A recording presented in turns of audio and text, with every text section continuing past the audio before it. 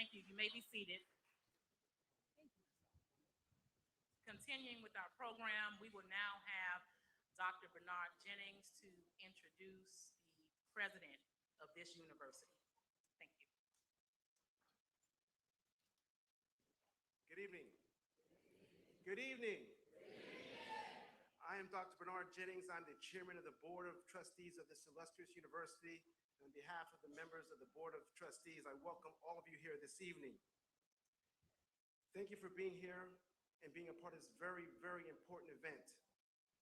We want to give special thanks to, and you give them a round of applause, the NAACP for putting this event on.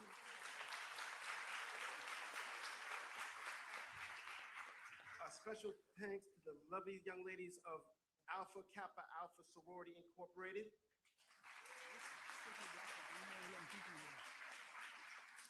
A special thanks to the lovely ladies of Delta Sigma Theta Sorority Incorporated. And a very special thank you to the Miami-Dade Chamber of Commerce. Thank you again for being here. And now I want to introduce to you our innovative, our transformational leader, our first alumnus in 147 years to serve this university, a remarkable change maker for the university, Mr. William C. McCormick, Jr. Thank you.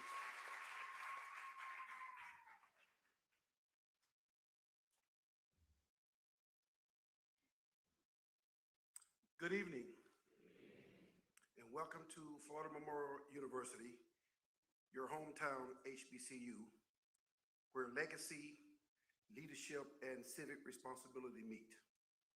On behalf of the entire Florida Memorial University family, we are proud to present the Loreal Center for Performing Arts as the venue host for tonight's gathering. Our ancestors believed that informed people could never be defeated. They believed that knowledge was power, that participation was purpose, and that progress required presence. They pushed back against systems of confusion, against smoke and mirrors, against cultural deception, because they knew we could not build truth on illusion, and we cannot secure justice in the dark. They taught us to stay away, to stay aware, and to stay engaged. Stay away from negativity. Stay aware of those who allow ego to look down on us. And stay engaged with what impacts us as a people and as a community. And so tonight, let's honor that legacy. Let this gathering be more than a conversation. Let it become a commitment to educate, to organize, to vote, and to serve. Because the future of our democracy will not be determined by those who complain the loudest. It will be determined by those who participate the most.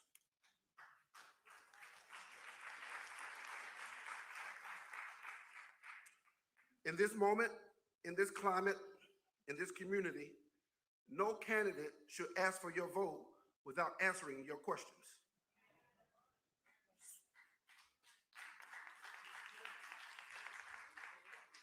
So tonight, listen with intention, ask with courage, and expect clarity. And before the night is over, those who seek to represent you in this Congressional District 24 must do more than speak. They must prove themselves worthy of your trust and worthy of your vote. And now, as we move forward in the spirit of truth and transparency, may we bring back Ms. Danielle Pierre, President of Miami-Dade branch of the NAACP, to guide us through the night. Thanks again for coming.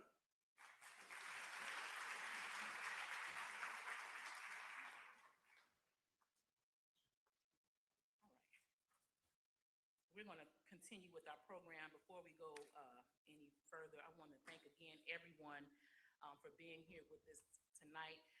But I want us to all join in and give a special honor and recognition to our dearly beloved Congresswoman, Frederica S. Wilson.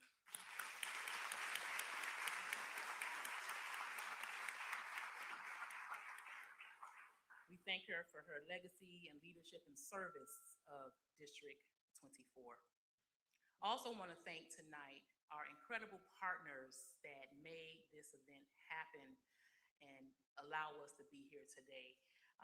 Florida Memorial University, one of our leading partners, event hosts, Delta Sigma Theta Sorority Incorporated, the Miami-Dade Chamber of Commerce, the Congresswoman's Pumps, Pearls, and Politics team, Alpha Kappa Alpha Sorority Incorporated, and our dearly civil rights organization, the NAACP of Miami-Dade branch. We also pay a special thank you to our moderators for the evening for giving up their time to guide us through tonight's conversation. Special thanks to all of our candidates, all of the volunteers, and to each of you in your respective places. We are so glad that you are here with us on this evening. Well, we're less than 60 days from the election of our lives. And it is important that we continue to do our research and have conversations so that when we go to the ballot box, we're able to make an informed decision. Because the future of District 24 and our entire nation is resting with the people that show up, the people that vote, the people that get out. So we want to thank everyone again for being here and recognizing those efforts. Additionally, we have elected officials and dignitaries who are with us tonight. Want to recognize Representative Angie Nixon for being with us tonight. I believe she's here.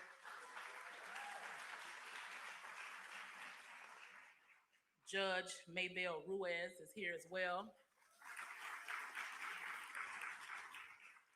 Representative Ashley Gant is here with us as well. And we have leaders of the Democratic team as well as the members of the Republican Party as well here. We recognize say it again, it's a lot. Wait, 1 second, I'm sorry. Oh, yes, I'm sorry. State Representative Felicia Robinson. Oh, please, it's not on my paper. Thank you. Okay. Is it any other dignitaries that are not here? Former Congressman Kendrick Meek is in the house as well. Yes. Any other electeds that are not listed here? We don't want to omit anyone for tonight. Everyone, anyone else? Someone else? Who's in the back? I can't see. Who? That's right. Oh, Jesus. My sister, Commissioner Daniela John, City of North Miami Beach. Yes. Anyone else, elected official, dignitary on this evening?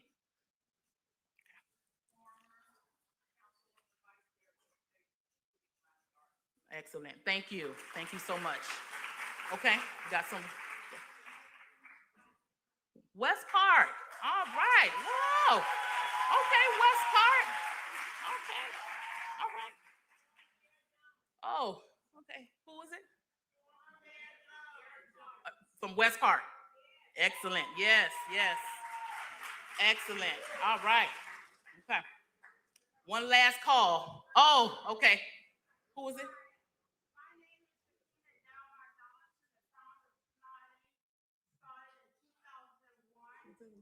Okay. Oh, thank you. Oh, okay. Thank you so much. Thank you. All right. All right. Thank you for that. We're going to continue. So this year, our nation commemorates 250 years of independence. Oh, we have someone else. Oh, okay. Wait a minute. Let's make certain. Yes. Okay, Opalaka. Thank you. Thank you. Okay, I thought I closed it, but I'll extend again. Any other current elected official, former, past, any, someone else is standing? Can't see. Okay, I think we covered everyone. We don't want to omit anyone because we recognize you for your service. Let's give them all a hand. All of our electeds, everyone, thank you. Thank you so much. You do so much for our community. and we are appreciative for everything that you do. Those who are currently serving, those who were serving in the past, and those who have the aspiration to serve. Thank you. Thank you so much. We're going to go forward. This year, our nation commemorates 250 years of independence. Yet, for many communities, freedom, equality, and justice has never been simply given. As the NAACP and many others, we have had to organize, march, fight, but one thing we always remember is to get out the vote. For more than a century, the NAACP has stood on the front lines of that fight. We continue to work with the promises of ensuring that democracy belongs to and remain for everyone. We understand that our vote is our currency, and when you vote, that's the power of our community. We're approaching the primary elections, and that will decide. The primary election will decide who goes to the general election. So if you don't come out for primary, okay, all right, you know the answer. So we're asking you to bring your family, bring your neighbors, even bring the people you don't like, because this ain't about you. This is about our community, okay? Bring 10 or more people to the polls, because when we show up, when we vote, we win, okay? When we do those things, we become exactly what democracy is supposed to look like. So tonight is not about politics, not at all. I don't care what you heard. It's not about politics. It's about we, the people, and the future of District 24. District 24 is home to more than 800,000 residents. Okay? It's one of the most diverse districts in the nation. So the decisions of our next representative, who will continue the legacy of Congresswoman Wilson, will continue to shape our schools, our economy, our health care, housing, immigration policies, public safety, and opportunities available for our next generation. This is why is important to tonight. Tonight, we come together to amplify the voices of Black America and every community represented in this district. We're here to ensure that solutions to our most pressing challenges are equitable, fair, and just. So tonight, let's listen, let's learn, let's lean in to the discussion, because an informed voter is a powerful voter. Okay? So I'll leave you with this. When the people are informed, our democracy is strengthened. When the people are engaged, communities are transformed. And when we show up to the polls and vote, we win. Okay? All right, we're going to continue with that last part of my program. We're going to move forward now. All right, we're going to move forward now with our introduction of moderators. Are you ready? Oh, yes, we're ready. We're moving right in time. Right in time, okay. Right in time.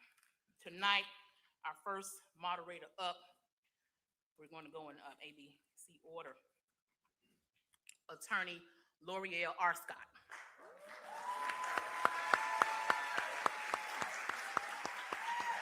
She is active in the Florida bar and in her local community.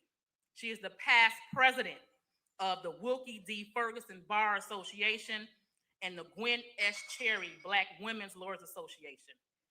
Ms. Arscott earned a Bachelor of Arts in Political Science and English while minoring in psychology from Florida State University.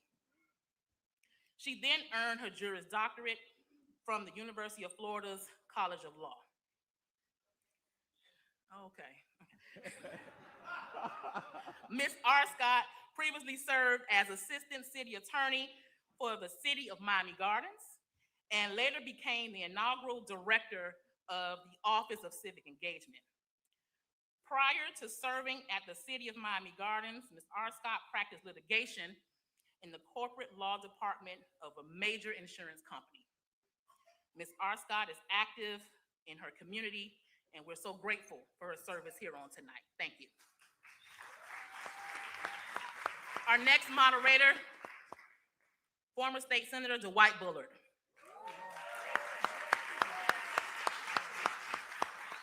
He is the senior political advisor of Florida Rising, where he leads the organization to bring political education and awareness to the underserved. He was raised way down there in Richmond Heights. After graduating high school, he continued his education. I think he said FAMU. Is that where? Oh, okay. Okay. Where he received his Bachelor of Science. Where he received his Bachelor of Science degree in history education.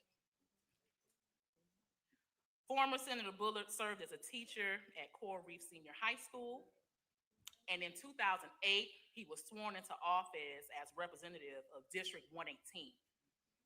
He was reelected subsequently. In 2012, Senator Bullard was elected to the Florida Senate, where he served as vice chair of Transportation and Agriculture committees and maintained membership on education and several committees. Thank you, Senator Bullard.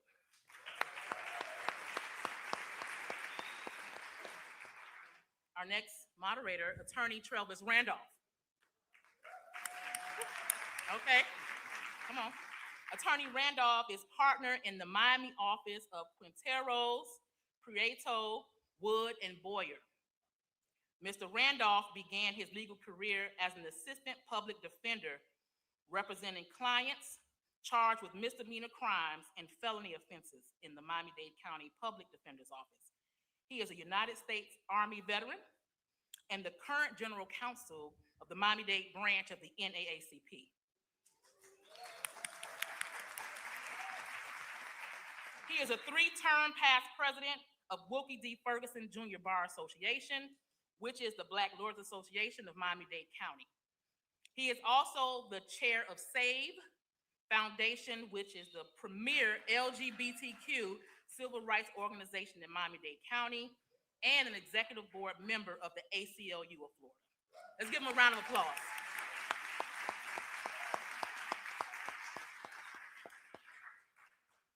All right, so we're getting ready for our candidates. All right, it's time for that. Let's do it. As I call the candidate's name, I believe they should proceed to the stage. You all saying that to me? Which one? Okay. All right, our first candidate, and before we go into that, this is very important to say that all organizations represented here tonight are nonpartisan. We do not endorse candidates or any political affiliation. Okay. Candidate Tay Manana Brown. Candidate for Congressional District 24. Candidate Marshall Davis. Candidate for Congressional District 24. Candidate Oliver Gilbert.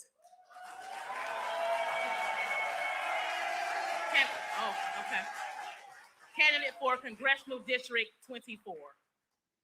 Candidate Chevron Jones.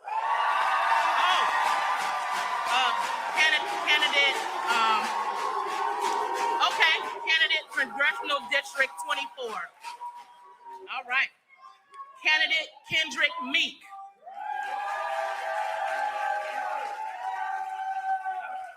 Candidate for Congressional District 24. Candidate Jean Monestein.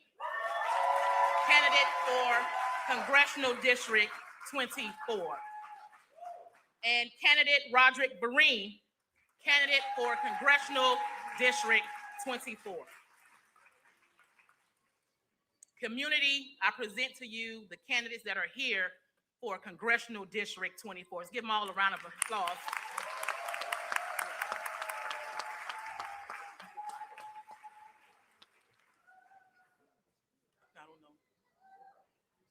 All candidates to tonight's town hall were invited, but these are the ones who took the time to show up. Okay, let's give them a round of applause for showing up. We invited everyone. So now I'll turn this segment of the program over to our moderators. Again, we ask that you listen, you learn, and lean in for tonight's lively discussion. At the end, we will have an opportunity to receive questions by way of index card, so please get those ready at this time. Thank you. Moderators, you have the floor. Yes, thank you, Madam President, for those kind introductions a bit earlier. And thank you to the Miami-Dade chapter of the NAACP, Florida Memorial University, Dade County Alumni chapter of Delta Sigma Theta Sorority Incorporated, the Gamma Zeta chapter of Alpha Kappa Alpha Sorority, Gamma Zeta Omega chapter of Alpha Kappa Alpha Sorority and Sorority. Okay, all right, Alpha Kappa Alpha, all right now. And of course, the Pumps and Pearls in Politics, the Miami-Dade Chamber of Commerce, for inviting us this evening. Good evening, everyone. I am sorry my back is to y'all, but we thank you for attending tonight's panel on the future of Congressional District 24 Political Candidates Town Hall. This evening, you'll hear from the candidates who are before you, who are vying to represent Florida's Congressional District 24. Of course, we have a full agenda this evening, and you have several candidates that you're going to hear from. Our hope is that after hearing from the candidates, you are more informed on the issues. As Madam President just stated, an informed voter is a powerful voter. That you are enlightened about the candidate's position, and most of all, that you are energetically engaged and ready to cast your ballot. You'll hear from these candidates in just a few, but before we get into that, we want to lay down some ground rules. So let's get into this housekeeping. We're going to begin our town hall by allowing the candidates to introduce themselves to you, the voters. Each candidate will have 1 minute to introduce themselves. Candidates, please be mindful of the timer. You see the gentleman sitting to my left, your right. At the 30-second mark, you're going to see a yellow. At the 5-second mark, you're going to see red. We are jumping to 5 seconds, not 15. Yes, sir. And then you'll see the stop sign at the end when your time is up. We ask you to please stop when you see that stop sign. Thank you. After the introductory statements, we're going to move on to the question and answer portion of our program, where again, each candidate will have 1 minute to respond with the same countdown we previously discussed. The moderators reserve the right to ask candidates follow-up questions. In the event that you are asked a follow-up question, you will only have 30 seconds to respond, not 1 minute, 30 seconds.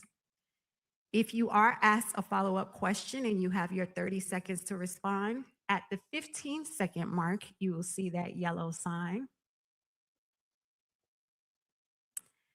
And at the 5-second mark, you will see red and the stop sign. If you continue to speak when your time is up, you will be asked to stop. Now, at the end of each segment, we're going to then move into the rapid response round. During the rapid response segment, a question will be posed to the candidates. If the answer is yes, the candidate will signify their response by saying yes, loud and clear. And if the answer is no, you'll signify your response by saying no, loud and clear. At the end of our question and rapid response, each candidate will then be given 1 minute to render their final thoughts. Audience members, remember, you were given a index card for you to present questions to the candidates. For our viewers online, you can put your questions in the chat and we will get to your questions. Candidates, please be reminded you only have 1 minute for your responses. Candidates are strongly encouraged to focus your response on the question posed and your position on the issues. Without any further ado, we'll jump into our first portion of introductory statements. First, we'll hear from Ms. Brown. Good afternoon, or good evening, everyone. My name is Mayana Brown. I am a mother that is homeschooling my children through this chaos. I am a real estate developer. I am an author. I'm an educator. I am a school teacher by trade. Not only that, I am a proud granddaughter of an Army veteran. I am a proud sister of a Navy veteran. I'm a proud daughter of 2 American citizens who actually opened up their businesses from the ground up to become successful. I moved here in Florida because Florida still believes in faith, family, freedom, and opportunity. And I'm here today just to ask you not to judge me on what you think, but actually on what I can deliver.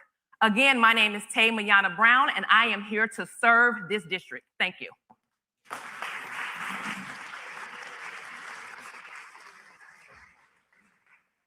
Thank you, Ms. Brown. Mr. Davis? Good evening. My name is Marshall Davis. I'm a native of Miami. I've been working in this particular area for the last 43 years, and I've been successful in developing over 15,000 students who are around the world, showing the possibility of what a good education, good vocational education, and a good experience in the arts can do. I'm a unique candidate because I'm not the typical candidate. I'm a candidate that provides leadership and brings forth results. I ask you, if you don't believe, to Google me and find out the wonderful things that have been done and the opportunities I've had to work in this wonderful South Florida area. I'm looking forward to working in this community, working in this district to find ways to bring people together and to make positive things happen. Thank you.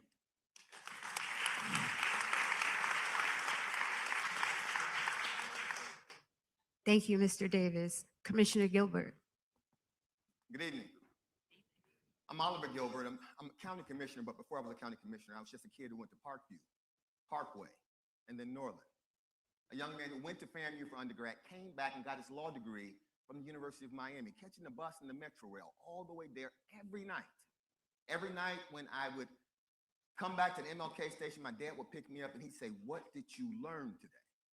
His idea was that I would bring whatever I learned at the University of Miami back here to Miami Gardens, my hometown. When I say this is my hometown, it's literally my hometown.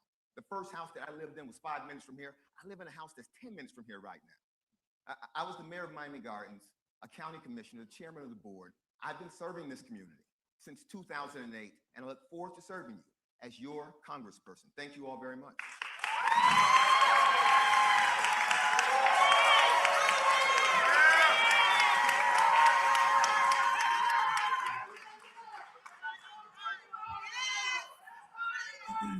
Thank you, Commissioner Gilbert. Senator Jones? Good evening, everyone. My name is Chevron Jones. Most of you call me Chev. I'm the proud son of Eric and Blaniva Jones, a pastor and a teacher. My parents taught 2 things to my brothers and I. It was faith and service. And that's what led me to go teach AP chemistry at Everglades Senior High School right in Miramar. We were raised right here in the Bajas on 210 Terrace. And then we moved to Cava Ranches, now known as West Park. But after that, while in the classroom, it was something that my students taught me, and that was that government should work for the people and not against the people. And even that's how I went to Tallahassee for the past 14 years, working in one of the toughest legislative bodies in the nation. You all have been on that journey with me.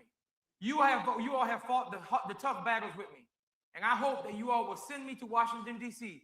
so we can continue to fight these tough battles together. Thank you so much.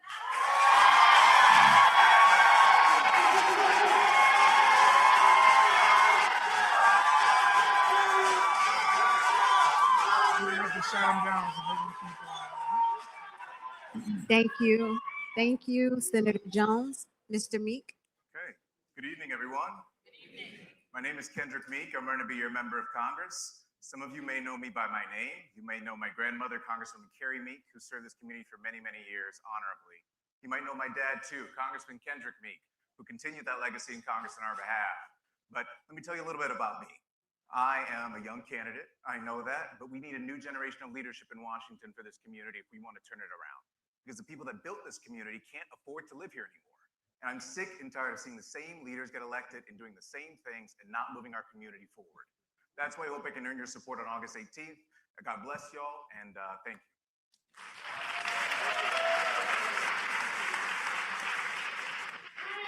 Thank you, Mr. Meek. Former Commissioner Monestein. Good evening, everyone. Good evening.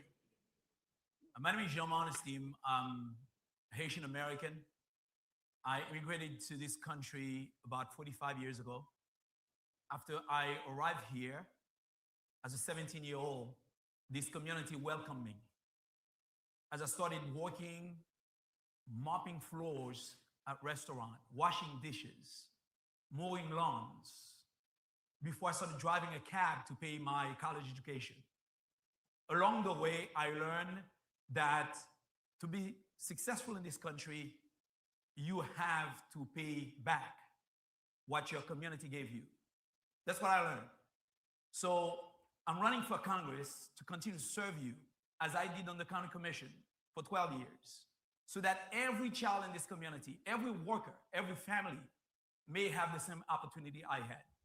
I urge you to vote for Jean Monestein on August 18.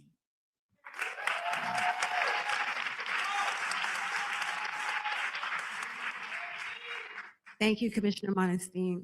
Mr. Vereen. Good evening.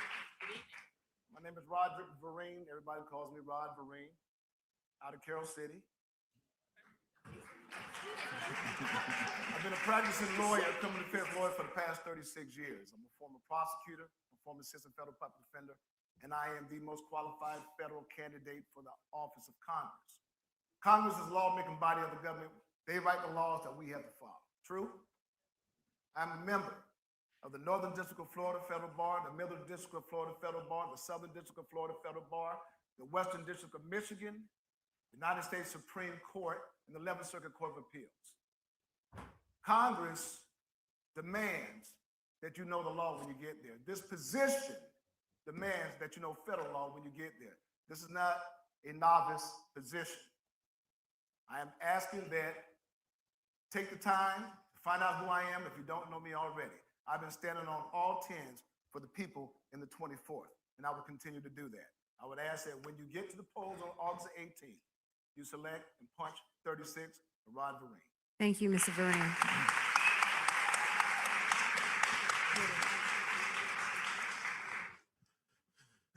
Thank you all for those introductions. We're going to jump into the questions. Again, each candidate will have 1 minute to answer, and we'll start with Mrs. Brown. As we know, the federal minimum wage is a measly $7.25, and it's been that way for the last 17 years, since 2009. We know here in the state of Florida that our minimum wage, thanks to a constitutional ballot initiative, was raised to $15 by the voters. If you were to become a member of Congress, would you support a raising of the federal minimum wage? To what level? And if not, what's the alternative to raising the minimum wage if you do not support the raising of the minimum wage? Starting with Ms. Brown. Well, as a small business owner, I can tell you that if we raise the minimum wage, people's hours is going to get cut. As a small business owner, $15 an hour here in the state of Florida is absolutely is not doable. And this is why we need to create more good jobs and bring more small business owners to the state. We need to create jobs. The reason why I'm saying that is because we know that they're trying to get it to $25.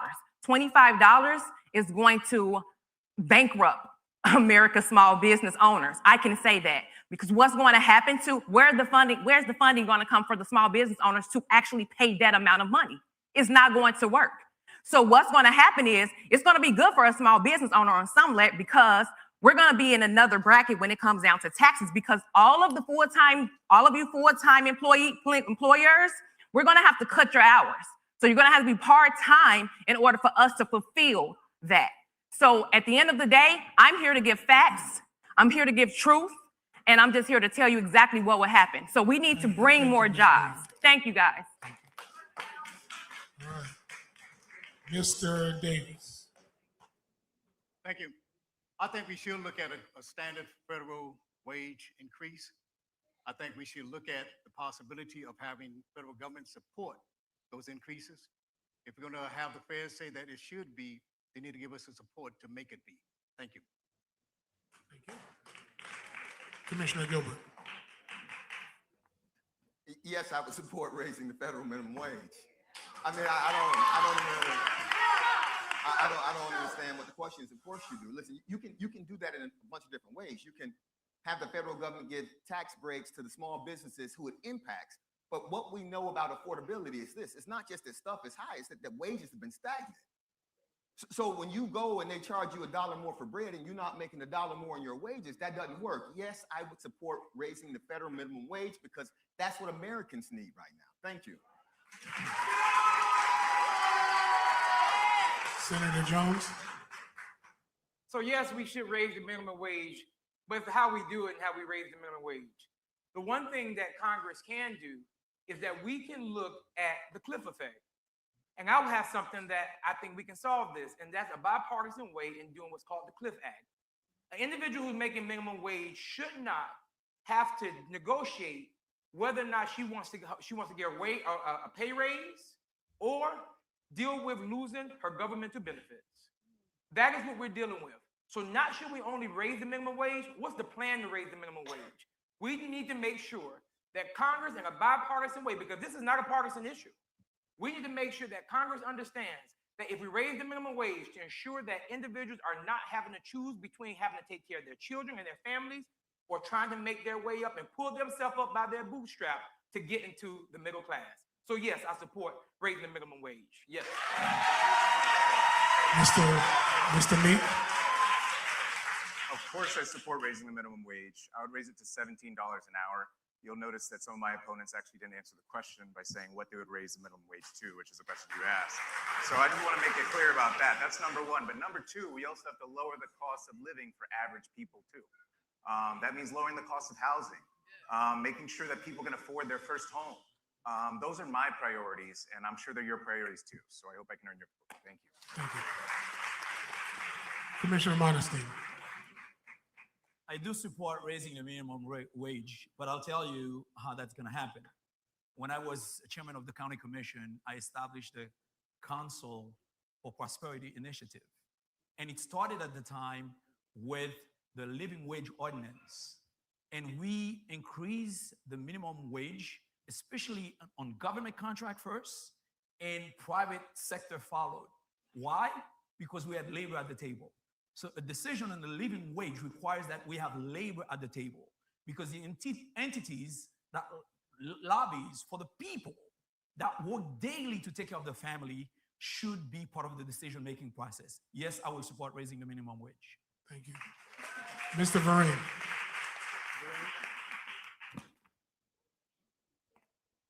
Hey, when that happens, start my clock again, please. I am in favor of yes. To answer the question, I'm in favor of raising the minimum wage. To what number, I can't tell you. What I would suggest is you allow part-time employees to unionize. Here's what has happened. Walmart, superstores permeated all over the state of Florida, especially Miami Gardens. Most of their employees are part-time workers. Why? They work under 19 hours. So why? They don't have to pay what? Health benefits. Allow part-time workers to unionize, and that'll change. If it changes, then the problem has been resolved. If it doesn't change, then what needs to happen is that even as a part-time worker, the employer should be required to pay the health benefits and the other benefits that go along with the 401ks and the remainder. All right, thank you. Americans have seen a sharp increase in the cost of living, most notably in the grocery stores and at the gas pump. How would you address inflation and rising costs facing working families in Miami Gardens, Miramar, Hollywood, and Pembroke Park especially? Ms. Brown? It's going back to the question, the question that you guys actually just had. But the first thing we need to do is cut wasteful spending. We actually need to cut wasteful spending in order and bring energy costs down. That's the only way it's going to happen. And the only way everything goes back to creating more good jobs and bringing good jobs back to the district. That's the only way that's going to happen. You're talking to someone that actually opened up her own daycare in her basement apartment at the age of 23. I'm 46 years old right now. I became a small business owner at the age of 23 years old. And I also put my way through school. You can do the same thing too. It's okay to be a small business owner. That's the only way we're going to get that job done if we bring more good jobs back to the community. We have to get that done. That's the only way. Mr. Davis. I think we should take a very serious look at what is causing wages and things to go up. Wages, not wages so much, but what is causing our grocery bills to go up? What is causing our housing bill to go up? We need to look at that very seriously and make sure that the increase is not something that should not be. We need to make sure that the people that are bringing us the goods and services and doing it in the most efficient and effective manner, and then we can look at the possibility of lowering the costs that we see at the grocery stores and at housing.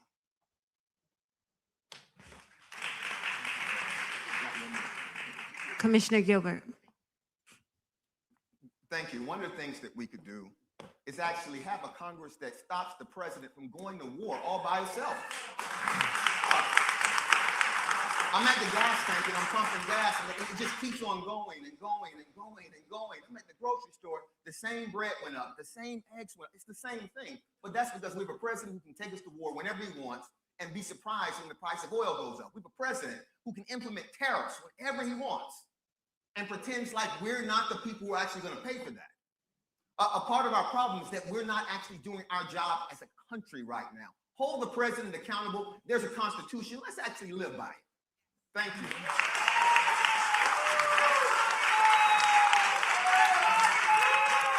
Senator Jones. So I actually agree with my colleague, and that is that America doesn't have a money problem. America has a spending problem. What I saw yesterday when I was knocking on doors, I met a woman named Ms. Roberts, whose husband who just passed away, and now she's having to decide between whether she can pay her mortgage or whether she's gonna have to find somewhere to live. That is a government that is working against its own people. The one thing I'll tell you is that, to agree with my colleague, is that the fact that the president of the United States will continue to go in these unnecessary wars and spend unnecessary money, and you know whose money that is? That's your money. So yes, we do need a Congress that's not just going to pull back on how we are spending our money, but who's also going to check a president who thinks he's God or who thinks he's king of the United States of America.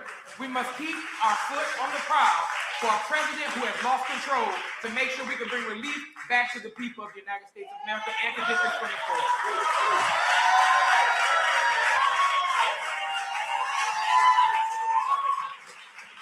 Mr. Meek. Thank you so much. Again, I want to make sure y'all are paying attention. They didn't actually answer the question. They talked about Trump and a lot of other things, but they didn't talk about what they'll do to lower the cost of living. So let me tell you what I'll do. I'd lower the cost of gas by suspending the federal gas tax as soon as I get to Congress on day one. I would make sure that we support Medicare for all, so regardless of whether you have a job or not, you can afford your health care. And I'll make sure that we provide free childcare so that young families, young people can afford to have a full-time job, but also make sure their kids are educated. So that's what I do, and I hope that we actually discuss the issues instead of talking about Trump and other things. Commissioner Monestein.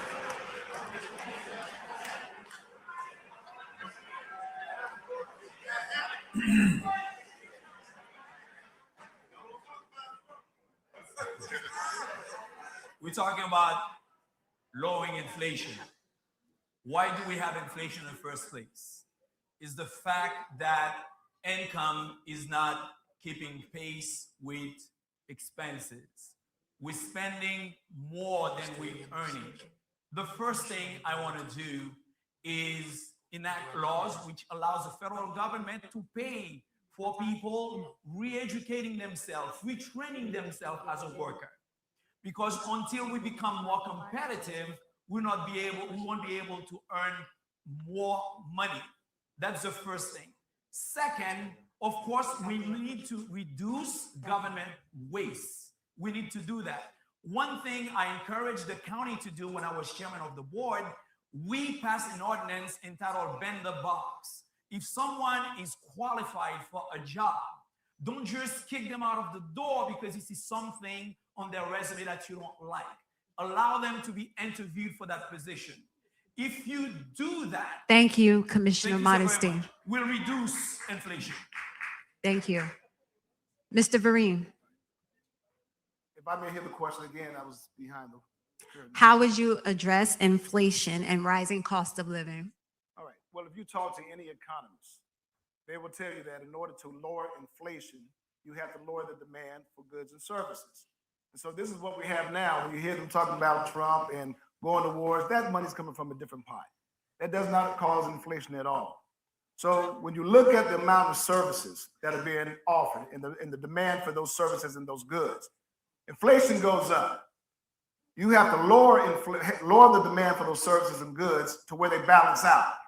The problem with that is that if you lower them too low, you can cause job layoffs, you can cause other services to go up, social services will go up, demand for housing can go up. So you have to make very sure that when you try to balance out the demands for services as well as the goods, that you don't cause it to be an imbalance. So any economist will tell you that. And so this whole thing about Trump and wars, that's fine and dandy, but that money does not come out of the pot of the citizens. Thank you, Mr. Vereen. When we're talking about affordability, one of the issues that comes up is being able to pay your rent. Rent in South Florida now eats up more than half the paycheck for many working families. What is the single most important action Congress can take in the next 2 years to lower the cost of living for residents of this district? And we begin with you, candidate Vereen.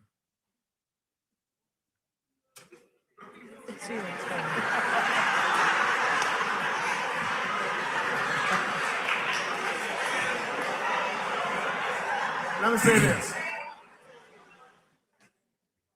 In 1994, I was living over in North Bay Village. I lived in a penthouse on the 26th floor. The rent was $1,200. I got ready to buy the place. They wanted to sell it for $151,000. 2 years later, I moved out of there. That rent now is $3,600 for the same unit. The government can come in and set caps on how much rent can be charged in any area. Right now, Florida is the most expensive state to reside in. You would think it would be California, you would think it would be New York. The land in Florida, for some reason, has gone sky high. So there can be some legislation that I would guess at this point that can set a cap on what can be charged in particular areas. But right now, realtors have a right to make as much money as they can. We saw that with COVID, right? Then all of a sudden, the government came in and said, you know, there's certain things you can do, certain things you can't do, you can't charge during this period. Thank you, candidate Vereen. Next, we'll hear from candidate Meek. It's all right, we're skipping steps. Okay, so the first thing I would do is I'd expand the low-income housing tax credit so we build more affordable housing in places like South Florida. We're in a serious housing emergency, and I don't think it's because, you know, I mean, housing is obviously expensive, but we just need more of it, right? So the federal government can do that by making sure that we have the adequate funding to do that. On top of that, I'd also make sure that corporate landlords can't increase rent beyond the rate of inflation, so that's 5%. I think in the past 10 years, we've seen rents increase by 50%. So that would slow that down, certainly, and it would certainly give all of us relief. I'm a renter myself. I think 60% of folks in Miami-Dade County are renters, and I think it's 50% in Broward County as well. We've got to protect our community, so that's exactly what I'll do in Congress. Thank you, candidate. Now we'll hear from you, candidate Gilbert. Well, I'm a homeowner, and I pay a mortgage. And one of the things that I noticed that a lot of folks are paying rent, and they could actually be paying a mortgage. The problem is that you can't get into the loan. One of the things that Congress can do is we can change the requirements in the loan instruments for FHA to make it easier for you to actually become a homeowner. So you're not just renting, you're not paying somebody else's loan, you're actually owning something. That's one of the first things we can do. The long term, we have got to master supply and demand. Look, we don't have enough housing, and we have too many people who want it. So the price is going to be higher. If we allow people to build more, if people can build more, then you can bring the price down. That's the long-term answer. The short-term answer is actually using the tools that are available to you right now to turn some of those renters into homeowners, and Congress can do that on day one. Thank you. Thank you. Next, we'll hear from you, Candidate Brown. Yes. Can you repeat the question?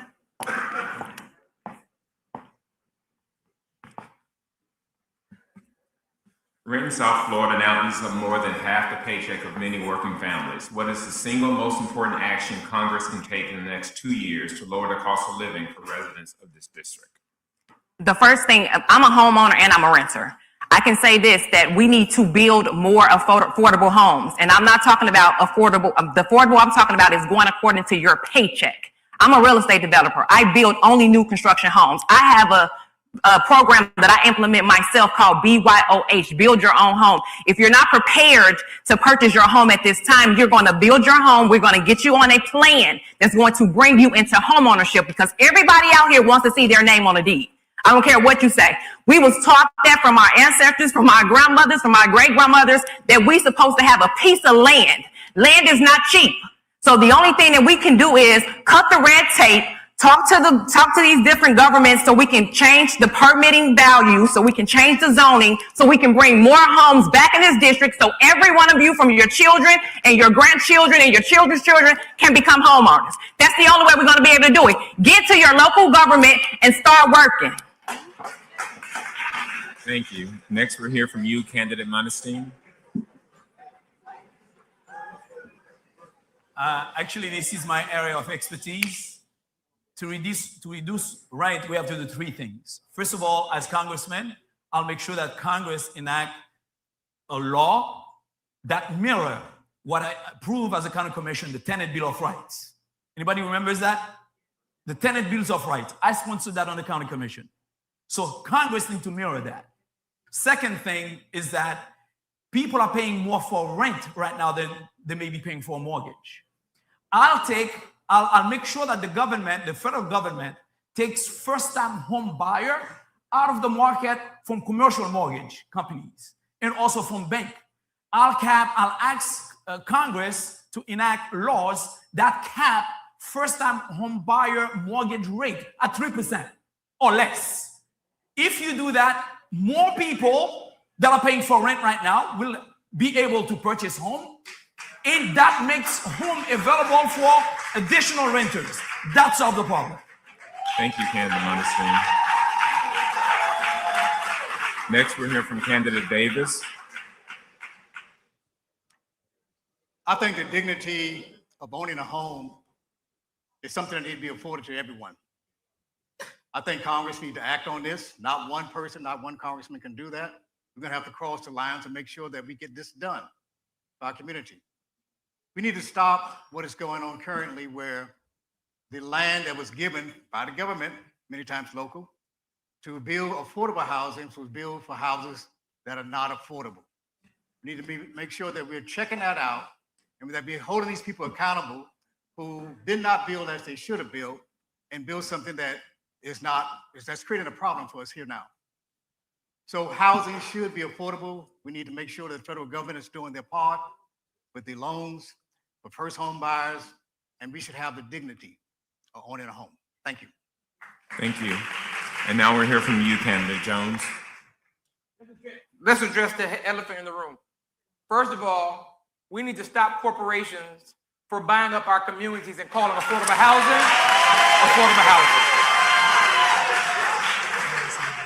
The second thing we need to make clear, I'm sure people are making paychecks, but people's paychecks are not matching up with the cost of living. So let's make sure we clear that up. The last thing I say, when we get to Congress, we have to expand the housing tax credit program. That is a no-brainer. No one sitting in this room should have to deal with whether or not you can pay your rent and you working 2 and 3 jobs to take care of your families. It is abysmal. That is, once again, a government that is working against the people and not working for the people.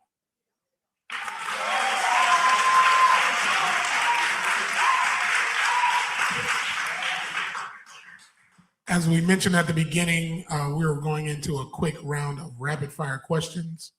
These are yes or no questions, folks. Very simply, very straightforward. You'll hear your name called. Please say yes or no so that the audience can hear you and the folks viewing online can hear you. And we'll keep moving forward. Each of us will be asking 2 rapid fire questions apiece and going through the candidates. Everyone understand? All right, here we go. First question is, do you support the extension of temporary protective status for Haitian immigrants and other impacted folks? Starting with candidate Davis. Yes. Candidate Gilbert. Yes. Candidate Brown. No. Candidate Jones. Yes. Candidate Meek. Yes. Candidate Modesty. Yes. Candidate Vereen. Yes. All right. All right.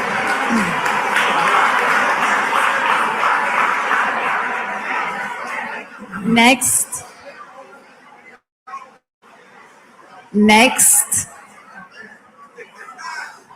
Next rapid fire question.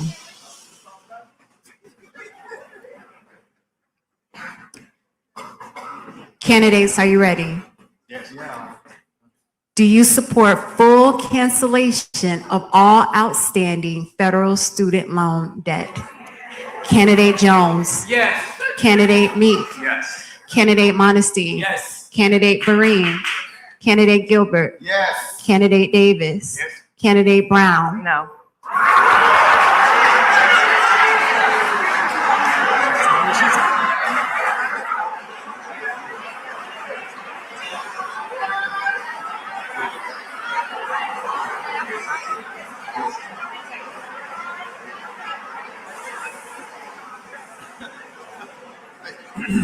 So if we can just quiet down. And I'm going to remind our audience that we would love to hear from the candidates tonight. It should be about them. Our next rapid fire question is this for all the candidates here. Do you support a universal background check requirement for all gun purchases? Candidate Green? Yes. Candidate Davis? I'm sorry, I didn't hear your question. Could you repeat it, please? Do you support a universal background check requirement for all gun purchases? Yes. Candidate Gilbert? Yes. Candidate Jones? Yes. Candidate Meek? Yes. Candidate Monestein? Yes. Candidate Brown? No.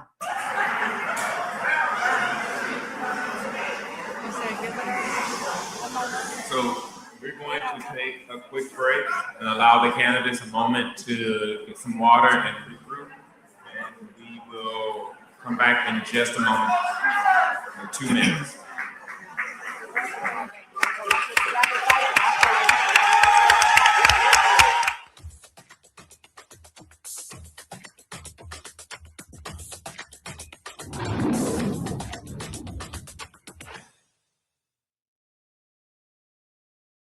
Hello, my name is Dwight Biggs. I am a senior here at the Florida Memorial University, majoring in finance with a minor in business administration. I'm a first-generation international student hailing all the way from the British Virgin Islands. I am extremely grateful for the UNCF for their assistance with this scholarship. It has helped my mother alleviate some of the financial pressure, which we as international students face, having to pay out of pocket. However, it has also helped me to reach one step closer to my goal of becoming a financial advisor. When you give, you make dreams like mine possible. It's a great day to be a Lion. I am Joy McMillan, a rising junior here at Florida Memorial University, majoring in law and government. Hailing from the big city of attractions, Orlando, Florida, Florida Memorial University has become the biggest attraction in my life. As a freshman, coming onto campus and experiencing the HBCU culture, it was truly inspiring and life-changing. As I stand here today as a junior, over the years I've emerged as a prominent student leader among my peers. I've had the privilege to be elected as the Student Government Association Vice President for the 2025-2026 school year. These accomplishments have not only left a mark on me, but also my family. My mother was inspired to further her education and obtain her bachelor's. This is leaving a legacy to forge forward in my family. When you give, you make dreams like mine possible. Greetings, I am Carnicia Patton, a senior majoring in psychology from the beautiful city of Orlando, Florida. I currently serve as the Pre-Alumni Council President, and I want to help other students learn about the fellowships, scholarships, and programs that UNCF offers. UNCF has helped me overcome my academic challenges and getting cleared at my HBCU. Thank you so much to the UNCF partners and the UNCF e-board for allowing me to make it this far.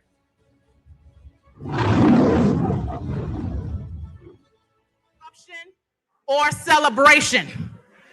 Thank you. Please hold your applauses. Hey, how many has been to a county commission meeting? Show of hands, right? You know you don't go in there doing all that clapping and all that. So, right? Let us think like we're at the school board or we're at the county commission or City of Miami Gardens council meeting, Opa-locka, West Park. If we are in agreement, let me see those hands. Put them jazz hands, throw them up, right? That's what we want to hear, see. None of that other stuff, okay? Let us use some town hall decorum. We've been doing very, very good. Let's give ourselves a round of applause. Great job. So we are going to implement the decorum that we use at our various commission meetings. If you are in agreement, you're using your jazz hands, okay? And if you're still thinking about the response, just think about it, okay? After we wrap up with our questions, you know, these individuals are still candidates tomorrow, right? They're still candidates tomorrow. So you have that opportunity to express your concern or wherever else that may be. But we want to make certain that we get through tonight in the spirit of unity. Let's give it up for unity. Okay, unity. It takes courage to run for office and especially to lead people. Would you agree? So let us all be mindful as everyone is speaking and responding that we allow them to speak and use the decorum that you would use if you were in County Hall or any council meeting. We're going to turn it back over to our moderators at this time. Thank you. All right, we are back, candidates. And again, as I mentioned before the break, we're going to go into another quick second round of rapid fire questions where each moderator will pose a question. After that, though, we will be moving into additional moderated questions, going back to the 1 minute format. So just naming that that's where we are. Everyone good? All right.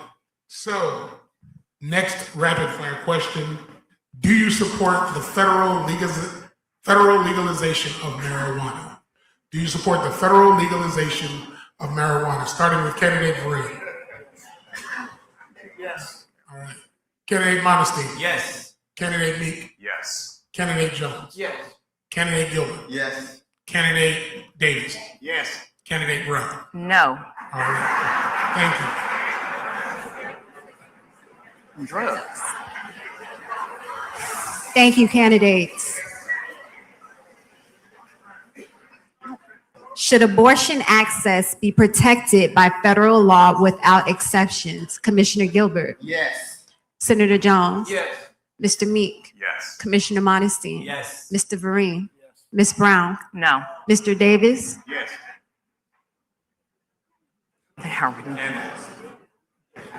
Candidates, would you be supportive of enshrining the John Lewis Voting Rights Act into law? Candidate Modestine, What's the question, please? would you be supportive of enshrining the John Lewis Voting Rights Act into Most law? definitely. Yes. Candidate Meek, Absolutely. Candidate Jones, Yes. Candidate Vereen, Yes. Candidate Gilbert, Yes. Candidate Davis, Yes. Candidate Brown. Yes.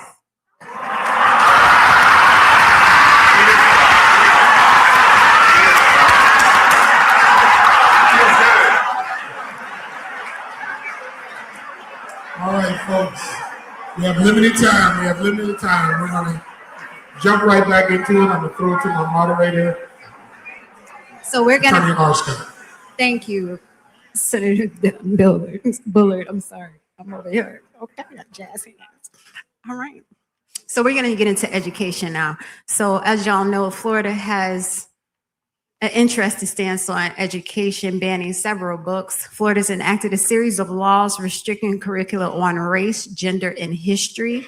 Would you support or oppose federal legislation to establish minimum standards that can and cannot be taught, of what can and cannot be taught in public schools? Mr. Meek. I would absolutely support policies that would make sure that we get an adequate education for our children, that they understand the history of this country so they can also understand how to change this country and make it better. And look, if states don't want to comply with those laws, then they don't get their federal funding. I think we just need to take that tact, and that's how we prepare our kids for the future. Thank you, Candidate Meek. Candidate Gilbert. Yes, absolutely. Listen, what we've seen here in Florida, we really shouldn't see anywhere in the country. We've seen an ideology of hatred and division actually creep into our classrooms and try to actually resegregate us. But we know what our kids need. We know the education they need. We know what we're going to have to do to actually be competitive, to actually create the next economy. So why don't we actually incentivize those things as standards? Why don't we actually do something that's really innovative? Why don't we pay teachers like we pay police officers? Why don't we do that? Why don't we incentivize school districts and states that actually have curriculums that will actually graduate you either career ready or life ready? Why don't we incentivize school districts and states to say, you know what, we actually value educators, and we're not just saying it, we pay for what we value, and so we're going to pay for it. Let's do that. Thank you. Candidate Vereen. I never learned Greek history in school. I never learned Italian history in school. I never learned Spanish history in school. Education starts at home.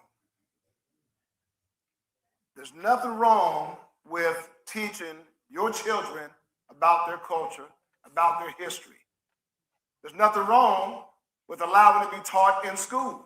I think the school should teach everybody's history. So I'm not as offended when I hear, oh, they're not allowing these books that pertain to this or those books that pertain to that. If you're going to teach the kids, teach them everything. Don't be selective with regard to what you teach them. We want to build these students up so they understand how this world works.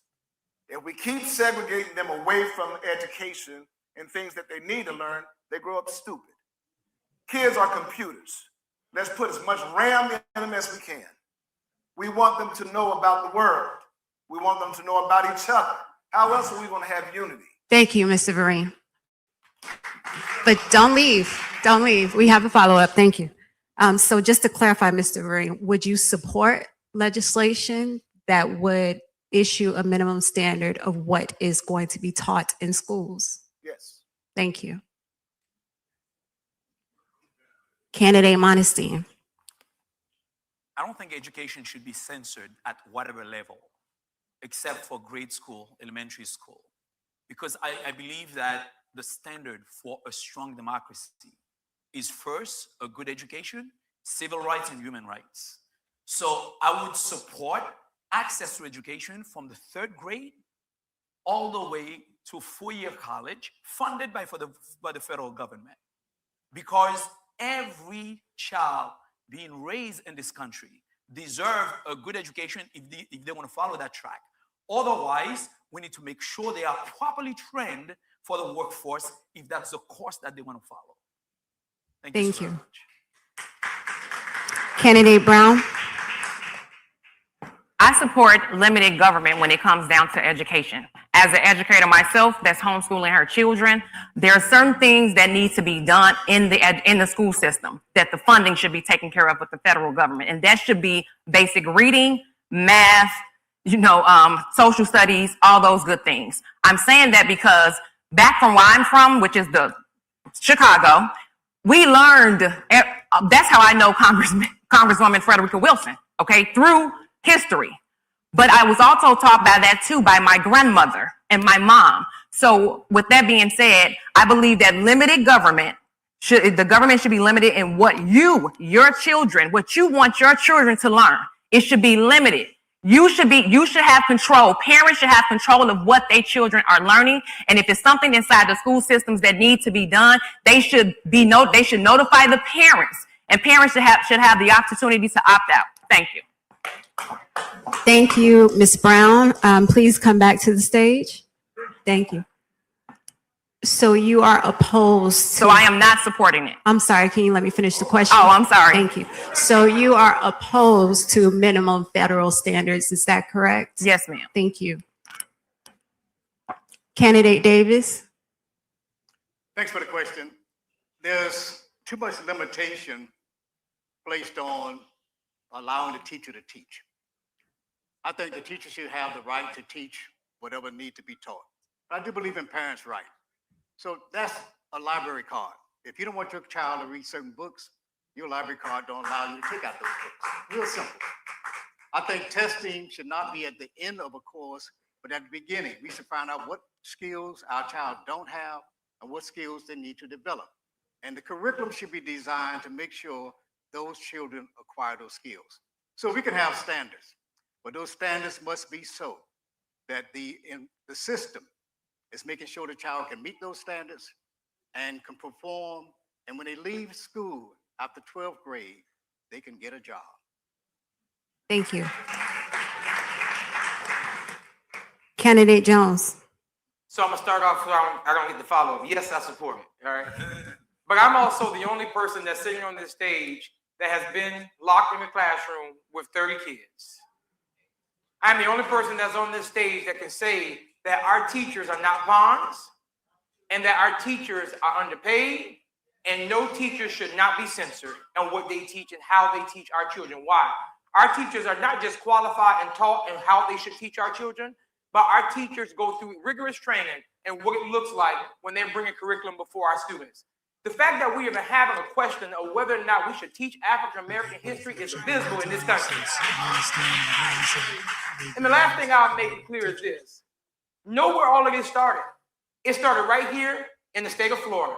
People like myself, Ashley McGann, and other individuals, we fought Governor Ron DeSantis in Tallahassee to make it clear that Black history is an American history. And the last thing I make clear, the fact that we are about to celebrate 250 years, Black folk was a part of those 250 years.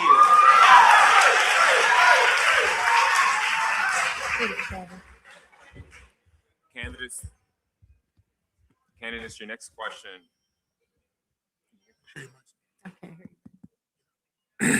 Candidates, your next question. Do you support expanding federal funding for charter schools and school voucher programs? If so, how would you ensure that such expansion does not come at the expense of traditional public school funding? We'll begin with you, candidate Gilbert. No, I don't. No, I don't support federal funding for expanding voucher programs. And the reason why is because it's impossible to do it without actually making public education the actual victim. Listen, we know we have to invest in a system that's going to literally educate 80–90% of the students in this country. We know we have to invest in that system. We can't invest in anything else from an education perspective until we take care of public education and public educators. That's what we have to do. Thank you. Thank you.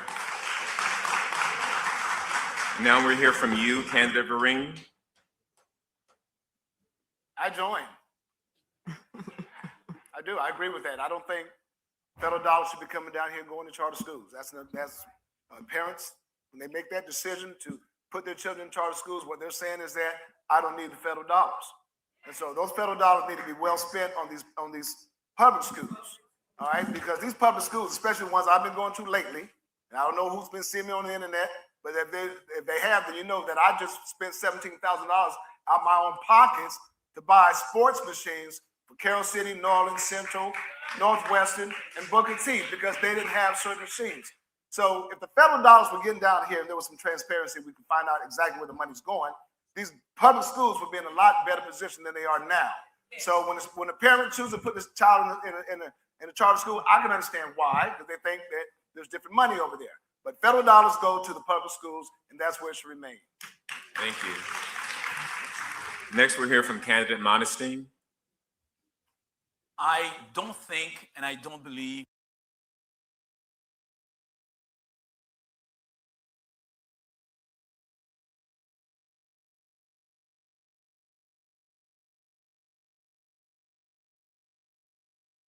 that the federal government or any the public school system.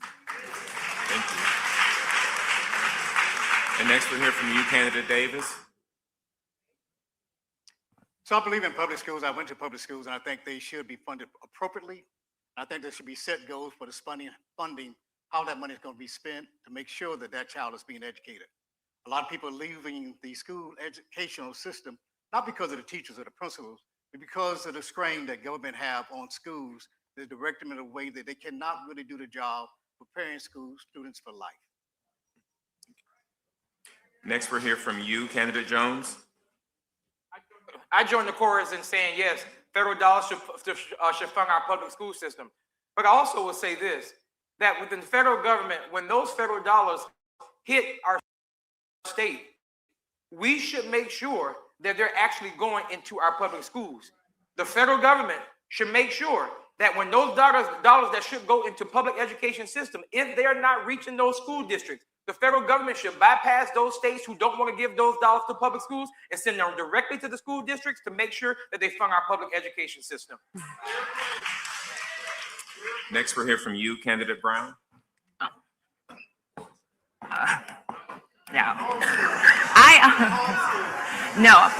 a homeschool mom, but this is the thing, more money has not fixed the problem, and we all know that. We begin federal funding for public schools for a very long time. It has not fixed the problem, and this is the reason why I became a homeschool mom. I opened my own Montessori school because we need to fund the students.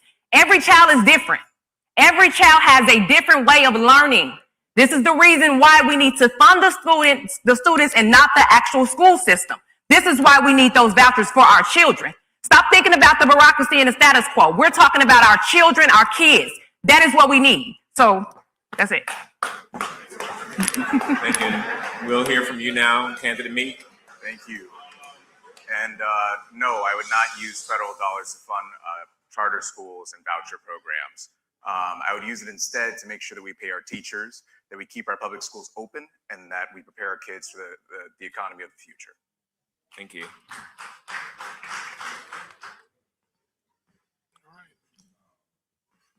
So community colleges like Miami-Dade College and HBCUs like Florida Memorial right here serve a large portion of this district's student population in the higher ed space.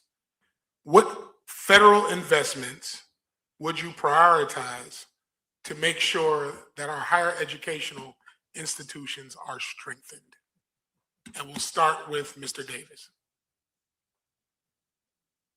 I think every institution has to be looked at for what it needs. All institutions are not the same, but certainly the money should be given to instructions. The money should be given to equipment. The money should be given to anything that's going to make learning more available, more efficient, more effective. Thank you. Senator Jones. So one thing I would say is our higher education system right here in the state of Florida is probably one of the best higher education systems that we have in the country, excuse me. The one thing that we are missing out on is the proper funding of our historically Black colleges and universities. As a graduate of Florida A&M University and all the HBCUs that we have here within our state, we must begin to fund our HBCUs the same way that we fund our PWIs. Why am I saying that? Because specifically within this district, our students who are attending these HBCUs, many of them are leaving our college system with debt. And when they get out and they get into their homes, they cannot pay their rent. And so guess what? They have to do like I did and they have to live with their parents. So we have to make sure that the money that we're giving to our higher education system is done in a way for our students that when they graduate, that they're not leaving to go to Tennessee. They're not leaving to go to Georgia. They're not leaving to go to any other state, but they're staying right here in the state of Florida. Why? Because they're receiving their investments right here in the state of Florida. And that's what we should be doing for higher education. Commissioner Modestine. You see, we're currently educating our students to become debtors in our community. So because they leave college with a huge debt, That's exactly why I support the federal government paying for education for our children from the age of 3 all the way to a 4-year of college if this child chooses to follow that track. Otherwise, we can pay to train or retrain that child. So we need to invest in every college program where children want to have a 4-year degree. To do that, we need to incentivize teachers and professors. We need to pay for research to facilitate the learning of those who may need additional time or additional investment. But the federal government, just like any other major country that is economically viable, should pay to educate its citizens, because that's the foundation of a strong democracy. Mrs. Brown. Mrs. Brown. Okay, so I think that we need to lower the cost of college. We need to change that. I graduated from a private sector, Roosevelt University, but I also wanted to come to a HBCU. I couldn't afford it. Why? Because I had a baby at 17, right? My own choice, not my mom's. I come from a really good family. But the reason why I'm saying that is because going back to skills and training and apprenticeship programs, they need to be respected just as well as universities as well. Going back to everyone learns different. So if we can lower the cost of universities, then maybe that can help us as well. That's my answer. Thank you. Mr. Meek. So I would make sure that our public schools are affordable. I think private schools have huge endowments. They can afford to run themselves. And beyond that, we need to make sure that we fund our HBCUs. They've educated a lot of the folks in this room, including my father and my grandmother, and they're going to educate the next generation of our leaders. So it's important that we make investments in public schools and HBCUs. Thank you. Commissioner Gilbert. So the first name of FAMU was a normal college for colored students. FAMU, like a lot of land grant institutions, were actually created to actually provide an education to an underserved population. That's the same motivation behind community colleges. People who couldn't get an education, we were going to make sure they were able to get an education. We should honor the spirit of their creation and absolutely invest more money. I think we're right. We know that HBCU specifically has been shortchanged throughout the years. We can actually fix that. And when people say, listen, more money won't fix problems, let's just try it. Let's just try it. They haven't tried it yet. So let's just try more money, because more money fixes my problems sometimes. More money gonna fix y'all problems sometimes. More money will offer more degrees. It'll offer better financial aid. It'll offer better classrooms and lower. More money might actually help. Thank you all very much. Mr. Vereen. There's been a stain on this country since blacks first were brought here. And what we were stripped of back then was our education, our voice, our language. And so PWIs didn't want us in the university, so we had to start our own, right? I think we need to pass the Reparations Act of 2026. But we know that's not going to happen. But I think if you can establish that you're an African American, that your tuition should be free. I think that the government should be required to pay $250 million to every HBCU in the country. So let that 250 stand for something. They took it away from us, let's make them give it back.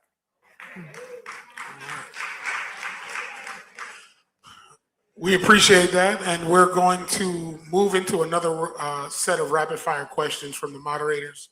But before we get into those, just a reminder for folks, you should have gotten a 3x5 index card if you had a question. We'll be getting into audience questions in just a moment, or at least trying to get through some of them. Let me be honest, before we close the night out. But we'll start with rapid fire. Do you support term limits for members of Congress? Candidate Jones. Yes. Candidate Meek, I'm sorry, repeat that one more time. do you support term limits for members of Congress? Yes. Candidate Montestein? Yes. Candidate Vereen? Yes. Candidate Brown? Yes. Candidate Davis? Yes. Candidate Gilbert? Yes. Candidates, the next question is, should the United States continue to provide military and financial support to Israel? Candidate Brown? Yes. Candidate Davis? Yes. Candidate Gilbert? Yes. Candidate Jones? Yes. Candidate Meek? No. Candidate Montestein? Candidate Vereen? Yes. All right. So sorry, I lost my place in the questions. All right. Do you believe climate change is an Existential. I promise I'm a public school grad. I knew that.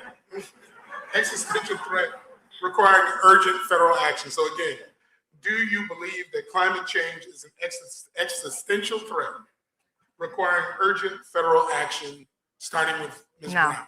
No. Mr. Yes. Davis? Yes. Candidate Gilbert? Yes. Jones? Yes. Meek? Yes. Montestein? Vereen? Yes. Okay. Do you support Medicare for all? Candidate Gilbert? Yes. Candidate Davis? Yes. Candidate Brown? No. Candidate Vereen? Yes. Candidate Montestein? Yes. Candidate Meek? Yes. Candidate Jones? Yes. The next question. Should Congress codify the right to same-sex marriage in the federal law? Candidate Vereen? Yes. Candidate Meek? Yes. Candidate Gilbert? Yes. Candidate Davis? Yes. Candidate Jones? Yes. Candidate Montestein? Yes. Candidate Brown? No. And last rapid fire question, do you commit to transparency when it comes to who is funding your campaign?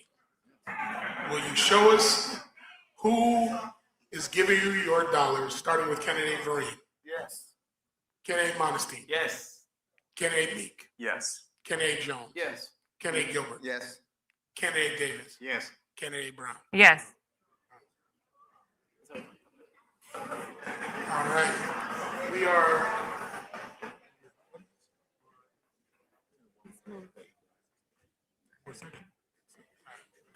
Okay, candidates, now we're going to address issues dealing with voter rights and access, election integrity and public trust, campaign finance, and government ethics. And the first question I have for you, for the candidates, do you accept the results of the 2020 and 2024 presidential elections as certified by the states and federal court? Candidate Brown?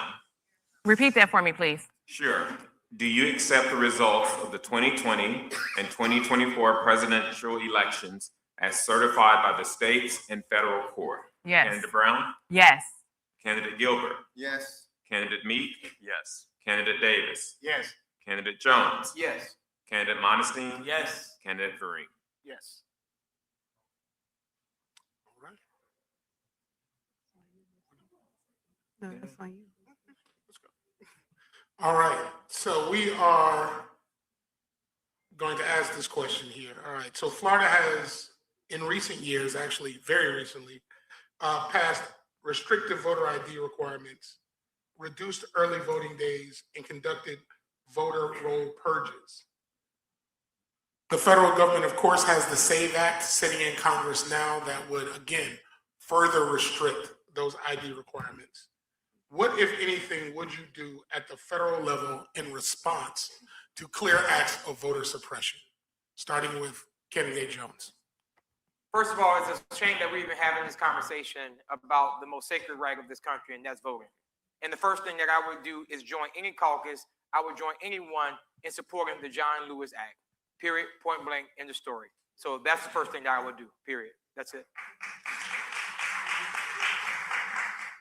Candidate Green. That's the topic that's going around now, the John Lewis Act, and that is the act that people need to know about that protects from that type of discrimination. So the John Lewis Act gets passed, then the question you asked would be nil, because the laws will be protecting you. Candidate Meek. I would not only support the John R. Lewis Voting Rights Act, and just for your all's information, I actually helped pass the John R. Lewis Voting Rights Act when I worked at the House Judiciary Committee in Washington. But on top of that, I would make sure that every single American citizen has a free federal ID, whether that be a passport or a regular card that you can fit in your wallet, so that no state can ever deny a voter again because they don't have ID. Candidate Modestine. The John Lewis Voting Rights Act is the first step. I would advocate, support, co-sponsor for the passage of this act. And let's be reminded that in a democracy, we should allow one vote for every man, for every woman. I fled a dictatorship where I was born to come here. So my determination is to continue to fight for democracy on this land that have adopted me as a son. Candidate Brown. The question was about the Save America Act. Am I right? No. Can you repeat it for me? I just wanted to make sure I heard it live. Absolutely. So Florida, in recent years, including this past session, enacted voter ID requirements, has reduced early voting days, and conducted voter roll purges. We also have the Save Act in Congress. What, if anything, would you do at the federal level in response to clear voter suppression? The first thing I would do is I would support the Save Act. And the reason why I would support the Save Act is because the Save America Act, I would support that because it stops voter fraud. It stops illegal immigrants to actually vote. That is the reason why this is the reason. Thank you. This is the reason why it was implemented. It's because we want American citizens to vote only. That is the reason why this act is going forward. For American citizens to come vote only. You will be able to show your ID, show your birth certificate, just like when we go on a cruise. If you don't have a passport, you can go on a cruise with your ID and a birth certificate, and you're able to go on the cruise, get off of the land in another country, and come back on. We're asking that you use the same identification just to show the vote, so we can make sure that we stop voter suppression. Thank you. Ms. Brown, just a quick follow-up, if you don't mind. Follow up, I'm sorry. Just quick follow-up. So Florida has also passed its own version of the Save Act this past session. Are you also in support of that? Yes, I am. All right, thank you. Candidate Davis. I do support the John Lewis Act, but I think more than an act, it should be a constitutional amendment. We've been through this act before with the Civil Rights Voting Act. It was canceled out. We didn't make sure that this is a firm part of our Constitution. There need to be a constitutional amendment to assure voting acts. And Commissioner Gilbert. Yeah, I support the John Lewis Voter Protection Act, but and I'm against the Save Act. And let's just call it what it is, right? It's just another barrier to voting. That's all it is. Before they had dogs and tests and poll taxes, and now they want to have passports, even though it takes you like 6 months to get a passport, and it's expensive.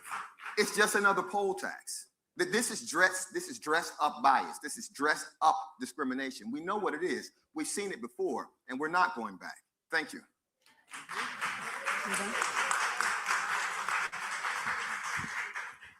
This will be our final question from the moderators before we move into the questions from the audience. Dark money or undisclosed political spending now dominates federal elections. Would you support legislation requiring full disclosure of all political donors? And do you support overturning or limiting Citizens United? Candidate Jones. First of all, we just saw today what the Supreme Court just ruled on, and which was a slap in the face to the American people, to this question that we're asking right now, to where you have billionaires and millionaires can continue to fund our campaigns. So that's the problem that we're having. The Supreme Court, the highest place in the land, has just told American people that anybody can fund these campaigns, and wherever they come from, they can continue to fund, and it doesn't matter. So we have people who are going to buy elections And you, the people, your vote basically don't matter. So yes, I do support us reeling back in because the people absolutely need to know. They should know how money is being spent, and we should not be spending money, billions of dollars, just to elect individuals. The people should be electing the people. Candidate Brown. Well, I support, I believe every dollar should be shown. I don't care where it comes from. It should be shown. Because just like we just had the SPLC on the Senate, at the Senate committee hearing, right? That was just exposed of the KKK giving money to the Democrats and all this different type of stuff, right? So the Republicans do the same. The Republicans, it doesn't, let me finish. Let me finish. Let me finish. Let me just finish, guys. I'm almost through. It's not going to take a quick, just let me finish. Regardless of the fact of a Republican or a Democrat, we still need to see where the money is coming from, regardless. Because you, like he said, I agree with him. You have billions of dollars that is being funded to these campaigns where you have self-funding people who are doing their best to make sure that the word get out. When it should be you, the voters, that's actually the one who actually, so no, we don't want anybody buying elections. We want people to see every dollar that is going inside every campaign account. So that, I'm in agreement. Candidate Vereen. Y'all remember when Barack Obama, former President Barack Obama, was giving his State of the Union, and Chief Roberts was sitting in front, and this is the time that the Supreme Court had came and said, you can start a PAC and you can give a bunch of money to the PAC, and Barack Obama told them this was a mistake, and he said that he shook his head at Barack Obama. Y'all remember that? Well, this now, the Supreme Court had just said, you can give unlimited dollars now into a PAC. And guess what else he said? The PAC can talk to the candidate to ask us, where do you want us to spend that money? Now that the Supreme Court, which is the highest law of the land, has spoken, the only ones that can change that is Congress. So Congress has to write a new law now that says you cannot do that. You understand? All money should be transparent. You have a right to know who the special interest individuals are or corporations are and who they're given to. Yeah. Because then you know that that person has been bought. True? Shakespeare said, to thy own self be true. Thank you. Thank you, Candidate Vereen. Thank you. Candidate Meek. I would absolutely introduce legislation to close the dark money loophole and make sure that any money spent on an election, the donors for those operations are disclosed. I also want to be careful because there are people on the stage that have super PACs that are actively influencing this election. One of those super PACs is actually financed by a contractor at Alligator Alcatraz. And they took $70,000 from this particular contractor, and they're spending it in this race. So make sure you do your research and stay woke. Oh, thank you. Whoa. Candidate Monestein.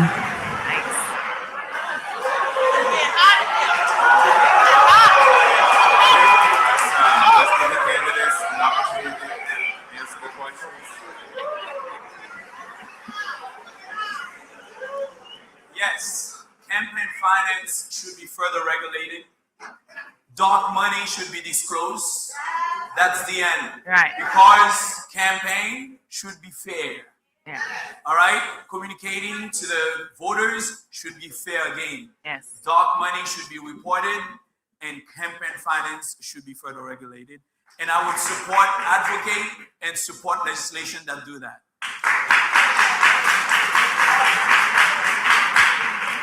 Candidate Davis.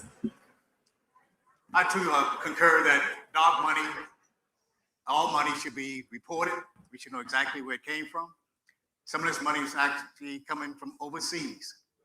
And we need to stop this immediately. We need to have fair elections that we know where the money comes from and what that candidate is probably how he's gonna serve based on the funds that he received. Thank you. Good. Candidate Gilbert. Thank you. I support full transparency. Look, you get to know who gave money and you get to make an assessment. So you get to know whether contractors gave money, or you get to know whether you have candidates who are using their family connections to actually go to Washington and beg for money. You get to know that too. Because, and if we want to be, then I reclaim some time here. All right, folks. All right. So let's just be clear about what we're talking about here right now. The Supreme Court said speech is money. I disagree with that. But in this room right now, we're full of Democrats except for one person. And we've been arguing that that's not right. Instead of actually saying we need to actually use the system to beat them. Let's get out of this loop of losing. We lost Congress, we lost the presidency, we lost the Senate because we said it wasn't right and we didn't play. What I'm saying is this. I'm saying if you send me to Congress, yeah, I'll make everything transparent. I'll win and I'll actually put forth legislation that supports all of your values and all of your rights. Thank you, Candidate Gilbert.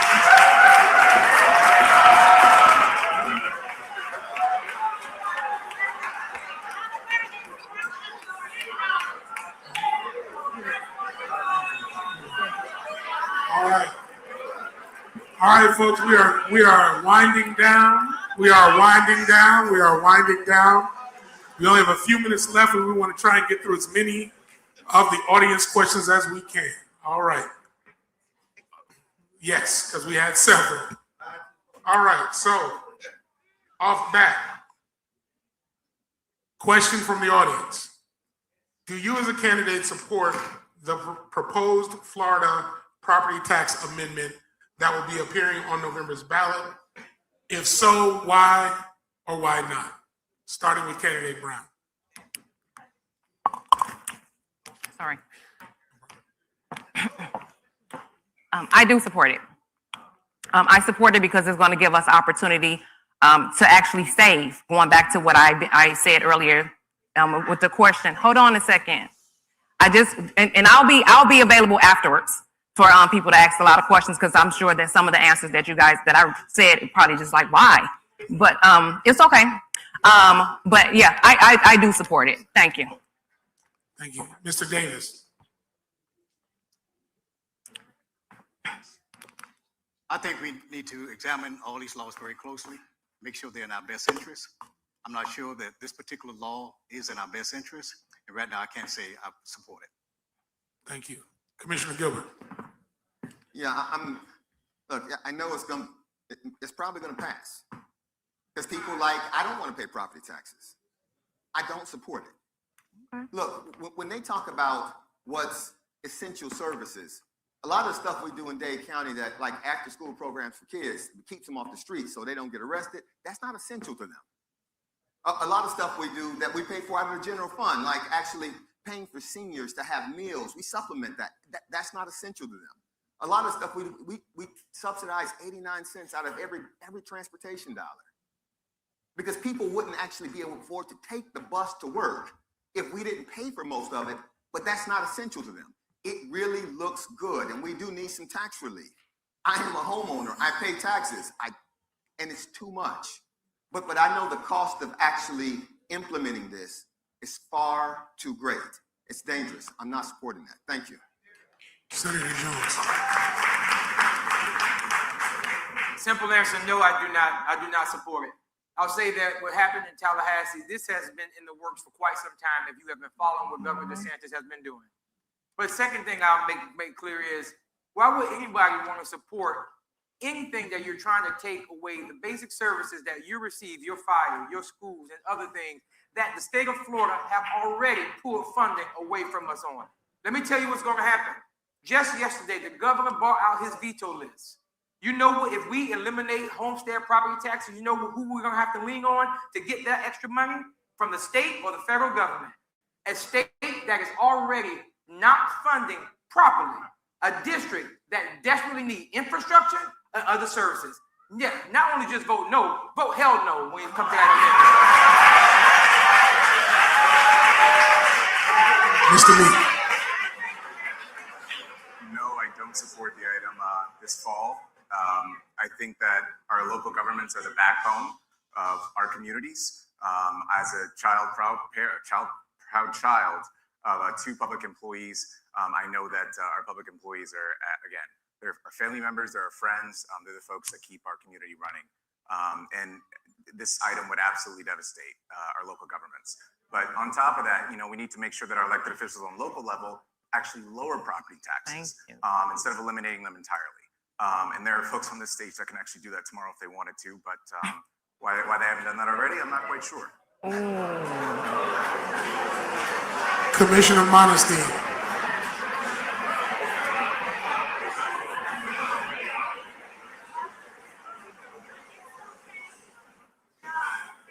The answer is twofold. As currently introduced, the answer is no. But there is a good compromise that I would offer on a bill like this. If you are an elderly, a senior on Social Security, a disabled person, and your home is valued under $500,000, yes, providing that the government will put a millage on the property values, on the properties that are worth over $2 million. That's a great compromise. But as the bill could currently stand, no. Can I agree? Can I agree? You didn't see the flow?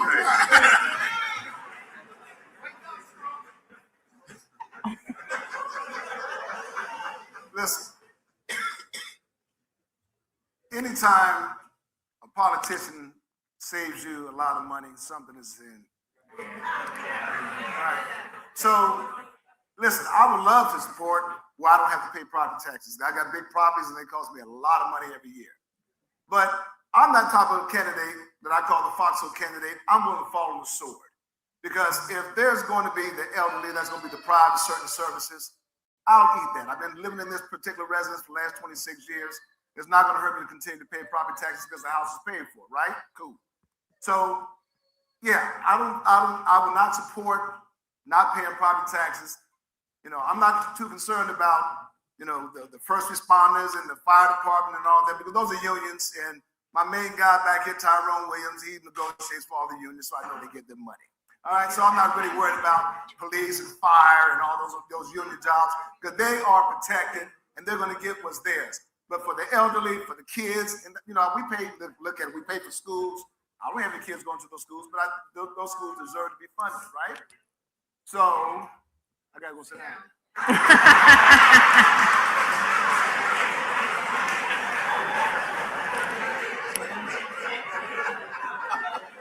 Next question from the audience.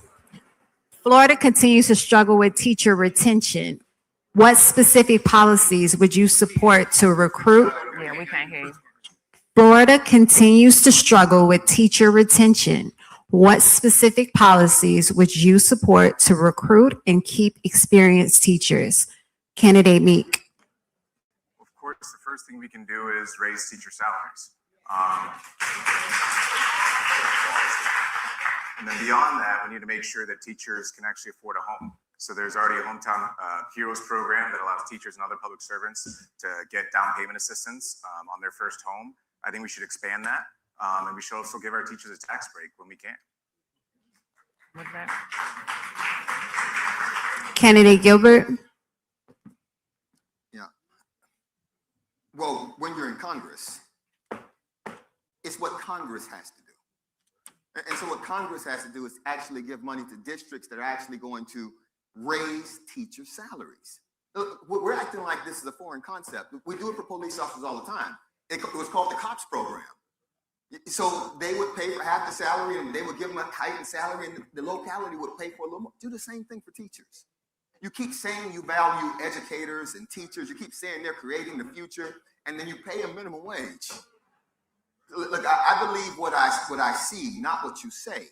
If we're going to do it, then let's just do it. Let's erase their student loans. Let's erase their student loans.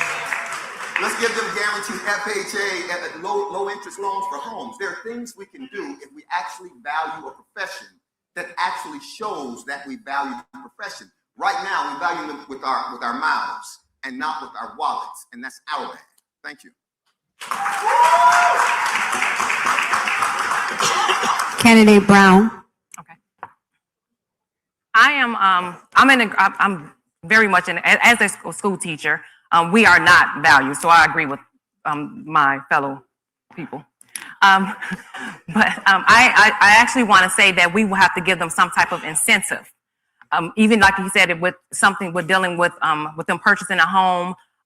If you're a school teacher, you already know that we're coming out of our own pocket. This has been going on for several years. Yes, we're going out of our own pockets to make sure, because it's the passion what we have for our kids. And things have changed in the school system because they're not getting paid enough money. They're not getting anything that they need from the government. And I think that we should probably change it and bring it into the local state. Bring it into your local. How about if we bring it into the local and then allow some of the funding to come back to the actual school teachers, like I said, going back to actually giving them incentives. So that's what I would do. Candidate Vereen. Do y'all remember when there used to be an officer next door program? There was also a teacher next door program. You all remember that? I don't know where that program went, hadn't followed it. I wasn't a teacher, so it wasn't really of much interest to me, but I know other teachers that did participate in that program. That was an incentive, because of what they wanted to do was bring teachers back into the neighborhoods. And so they told them, find a house. Yeah. You can live in that house for 5 years, and after 5 years, it's yours to do whatever you want to do with it. And it was free. They didn't have to pay any rent for that house. That house was given to them for a period of 5 years, and they stayed for 5 years. After 5 years, that house became theirs. I think we need to go back into that. I think that we start doing that teacher next door program again. A lot of teachers, especially the value of homes in Miami, Miami be flooded with teachers. And so I think we need to go back to that, other than raising the amount that you're paying the teachers. Of course, they need to be paid a lot more. I've seen the videos of these kids in school. Teachers need more money. Candidate Davis. I'm a former school teacher. And one of the reasons I'm former because the pay was so bad. So definitely teachers need to have more money.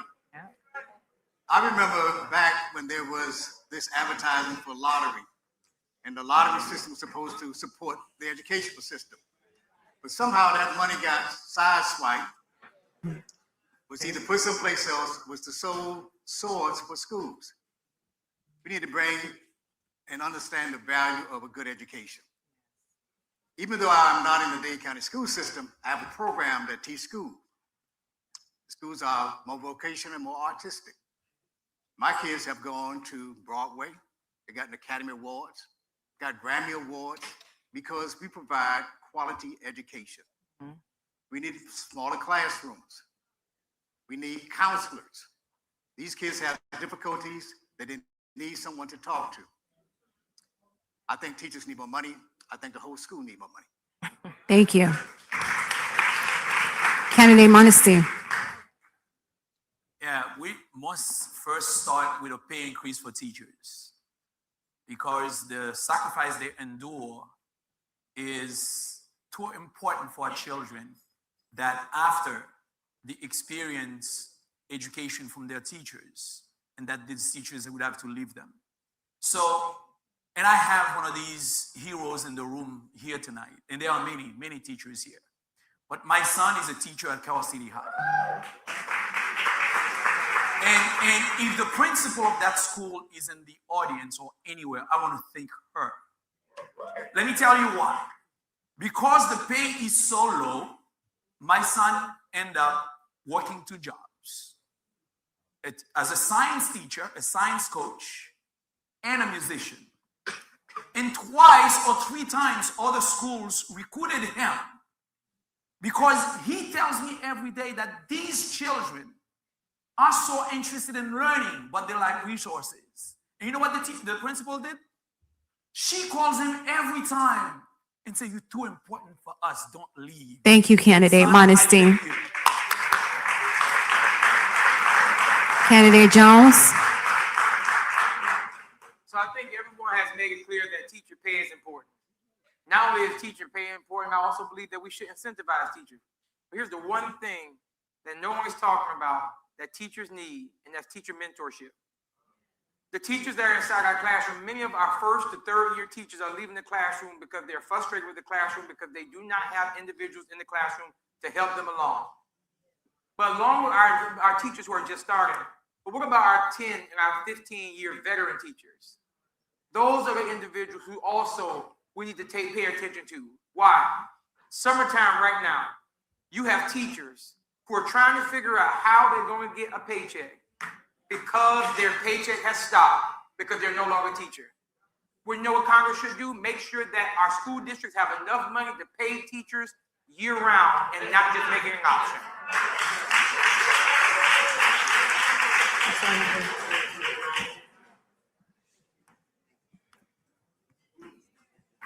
Candidates from the audience. The Metro Rail for the North Corridor has been a fantasy for the residents in the North. What is your plan to make it a reality? Start with you, Candidate Meek. It's by ensuring that the federal government provides adequate funding for the project. I think there are some holdups at the state level, but the federal government can certainly fill the gap. As someone that took public transit myself for many, many years, I know that it's terribly underfunded, and there just isn't enough track out there. So we need to expand to northern communities in Miami-Dade County. We also need to expand out west so that students can get to FIU and other institutions. So that really begins on the federal level, and that's exactly what I plan on doing when I get to Congress. Candidate Munstein. Well, when I became chairman of the county commission and also chairman of the transportation planning organization, we created the SMART plan.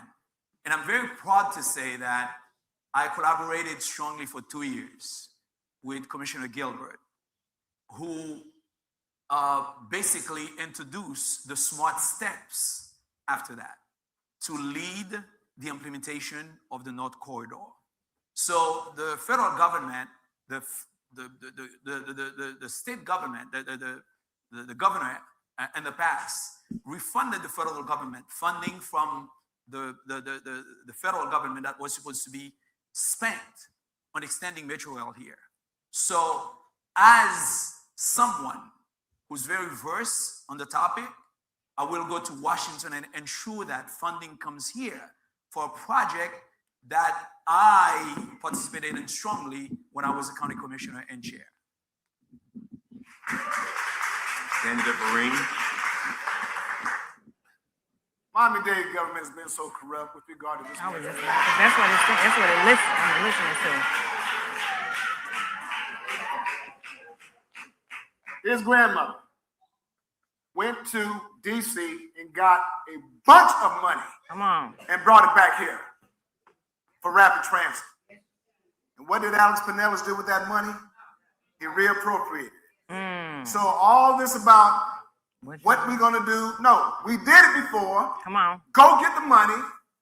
We need to have transparency. Bring it back here. Do not allow your mayor to reappropriate that money and get that Metro Rail where it's supposed to be. That's the bottom line. We have been patient, and they've been stealing from us year after year after year after year after year. Don't let them do it anymore. That money has been allocated time and time again, and we need to stop being patient. Vote them out of office. Candidate Gilbert. You know, it's interesting because everyone's talking about it, but they're not talking about specifically. So let me do that. When they actually made the promise of Metro Rail North, it would have cost around $300 million. $300 million. And they said it was too expensive to do. Now it's $1 billion a mile, and it's 10 miles. One of the things that I did just a couple of weeks ago at the TPO is I changed what we call the locally preferred alternative. Because we've been predicating the idea of rapid mass transit under the premise that it had to be heavy rail. Heavy rail is the most expensive rapid mass transit. Look, we're not using the same technology that we used 30 years ago. In anything else, we don't have to use it in rapid mass transit. We just need something that gets us from point A to point B quickly. So we started to actually evaluate that as a county now and partner with the federal government because they're actually looking for new technologies that will allow us to connect this county. That's one thing. And let me just say, I think I'm the only person up here that actually took rapid mass transit in Miami-Dade County. Thank you. Thank you, Candidate Gilbert. Candidate Davis. So the district as is now is give us some wonderful opportunities. If we only could dream and make transportation a part of that goal. This is a wonderful place, this district, in terms of art and other activities that we can experience, and we need transportation to get there. We can't do that by what is being proposed in terms of taxes by cutting funds that will be needed to provide transportation. We also need to make sure that we have a concrete plan so that when we receive money, money's going to be spent exactly as it's supposed to be spent. Candidate Jones. Just this past legislative session, the Dade delegation, that's meaning the Republicans and Democrats in Tallahassee, we all band together, and I must give credit to what credit is due to Commissioner Gilbert and to some other commissioners, because they did stand with us when it came to making sure that those dollars reached back to Miami-Dade County. Let me tell you why I'm making this point.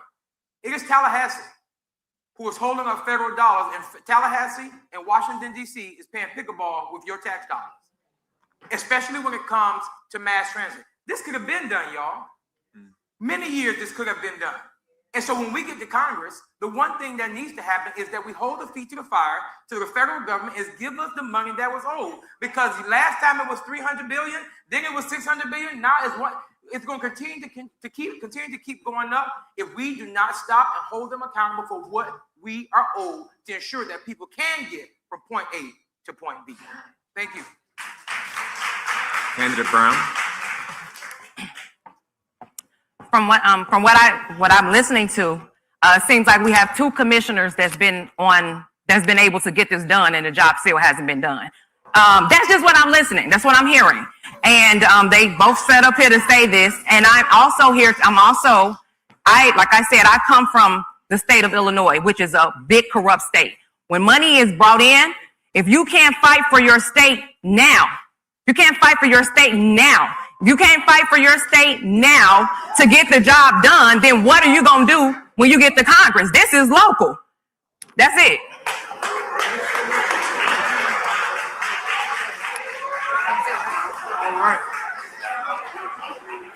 All right, folks. All right. We have reached the final round and last question.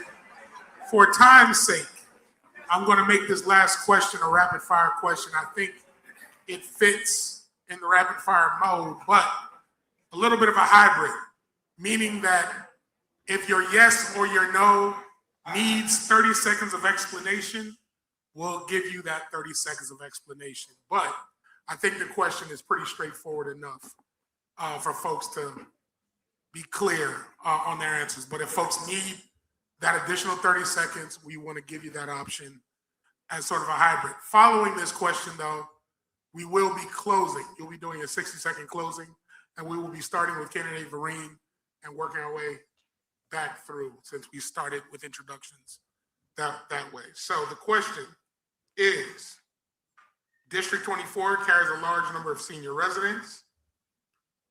Yes or no, do you support privatization of Social Security?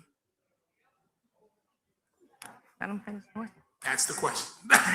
Do you support privatization of Social Security? Again, if you have a yes, have a no, and want to explain, you get an additional 30 seconds, feel free. But if you just want to be like, I'm good, you can keep it moving. And we'll start with Commissioner Gilbert since he leaned forward. Go ahead. Absolutely not. Social Security doesn't become secure if you make it subject to private markets. Look, the reason why Social Security was actually created was so that it created a social floor.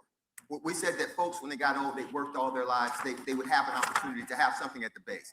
If you make it fluctuate with the market, it might look good in a little bit, but there's danger there. No, I wouldn't support that. Thank you. Okay. Mr. Davis. No, I would not support it. Not at all. Commissioner Monestein. Not at all. No. Candidate Vereen. No. Candidate Meek, Absolutely not. Candidate Brown. Our people worked for that. That's all I can say. There we have it. All right. Senator Jones, Absolutely not. thank you very much. All right. So we are going to allow again for a 60. Florida's 24th. Oh, go ahead. Thank you. Florida's 24th Congressional District is one of the most consequential seats in South Florida. A majority Black district with deep roots, urgent needs, and a proud history of producing leaders who fight for working people. In 2 minutes or less, tell the voters in the room why you are the right person to carry that legacy forward, and name one action you will take in your first 100 days in Congress. This is your closing statement. This is your time to make your case to the people of District 24.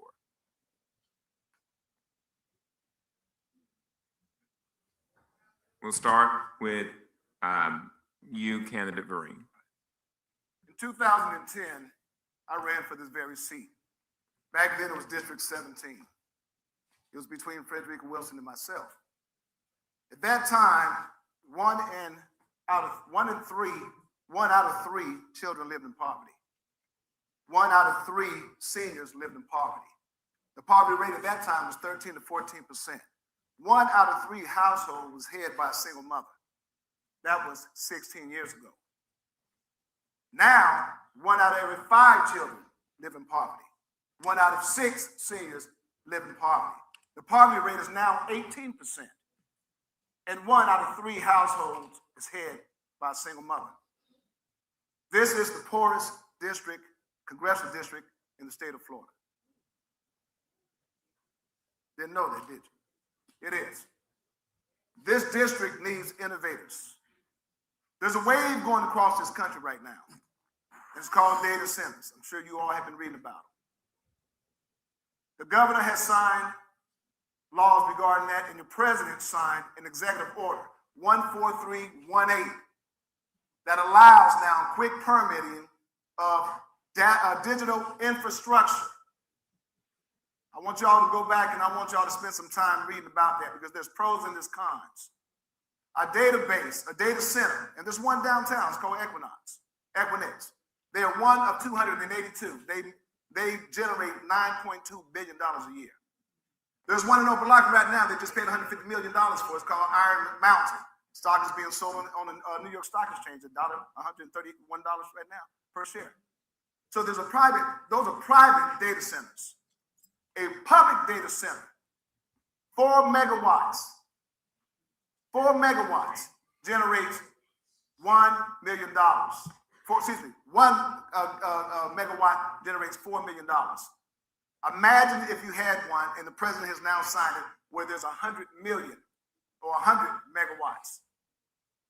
That generates between $200 and $400 million a year for this district. Thank you, candidate Vereen. Next, we'll hear from you, candidate Monstein. First of all, I want to thank you all for being here this evening. I'm privileged to stand on this platform. As someone who came here as a 17-year-old, this community has been great to me. And I understand that in the American dream, you achieve the American dream when you teach people how to achieve the American dream. And that's my passion.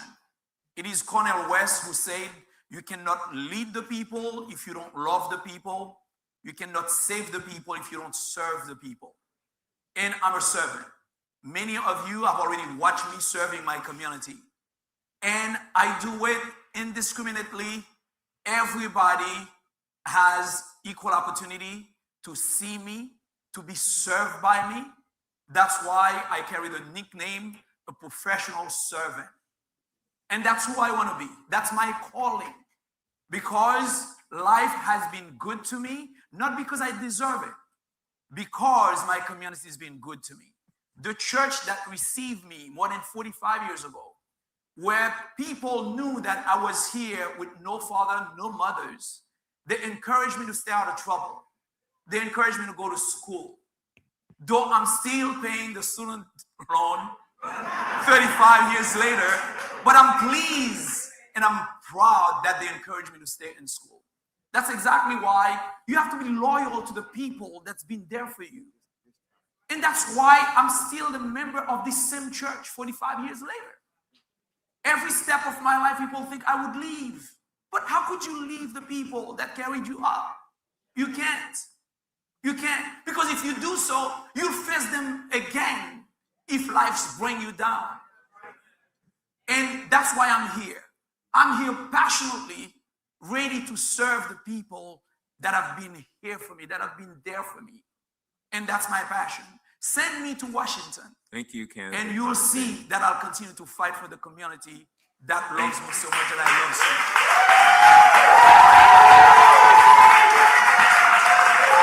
Now we'll hear from candidate Meek.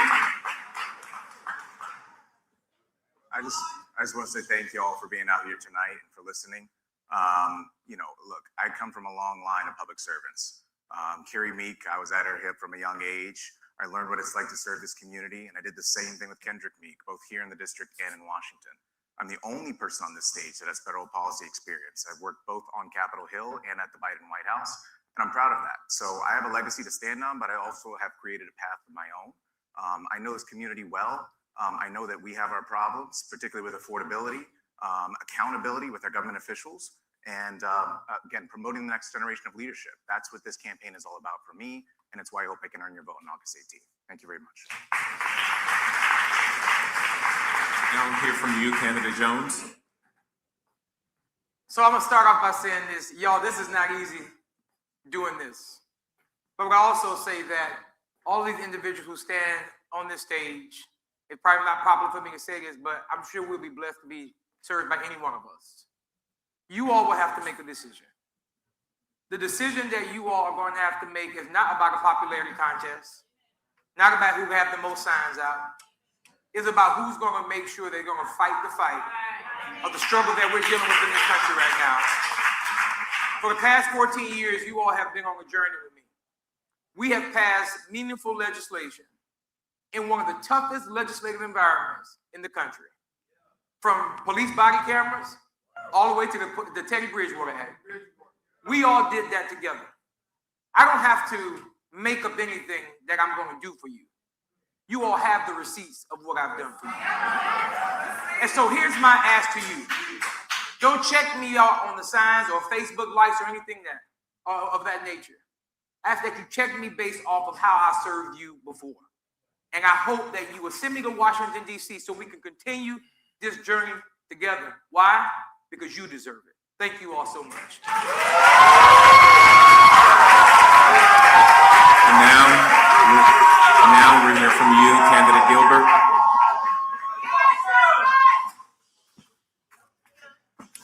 A week ago, yesterday, I had the honor of being endorsed by Congresswoman Frederica Wilson. What's important about that endorsement is that it wasn't a popularity contest. She knows everybody on the stage. She knows their words. She's been in this community, served in Congress 15 years, public service 30 years. What's important about the endorsement is she didn't endorse me because of what I said. She endorsed me because of what I did. I got to actually be her mayor, so she got to see me turn the city around. That was number 7 most dangerous and not be in the top 100. I got to be her mayor. She got to see me open up parks that were closed. She got to see me create business opportunities when there was none. So it's interesting that everybody up here, we basically all agreed except for one on most of the issues. That's fine. Those are words. They have real words. I have real work. And that real work extends from being a councilman in Miami Gardens to being the chair of the county commission. Because when they told me that, well, you know what, our security guards, they don't get paid sick leave. And we tried to do it, but we failed. I said, no, we're going to do it. And now our security guards have paid sick leave. When they said parental leave was actually a priority, but they couldn't expand it, I said, no, it's important that parents actually bond with their child when they're born. We're going to expand it. When they told me that these collective bargaining units and these contracts needed to get on the agenda, but they were being held up, I said they won't be held up. They will be on the agenda and they will pass. Because when other people talk, I work. I would love your support. Thank you.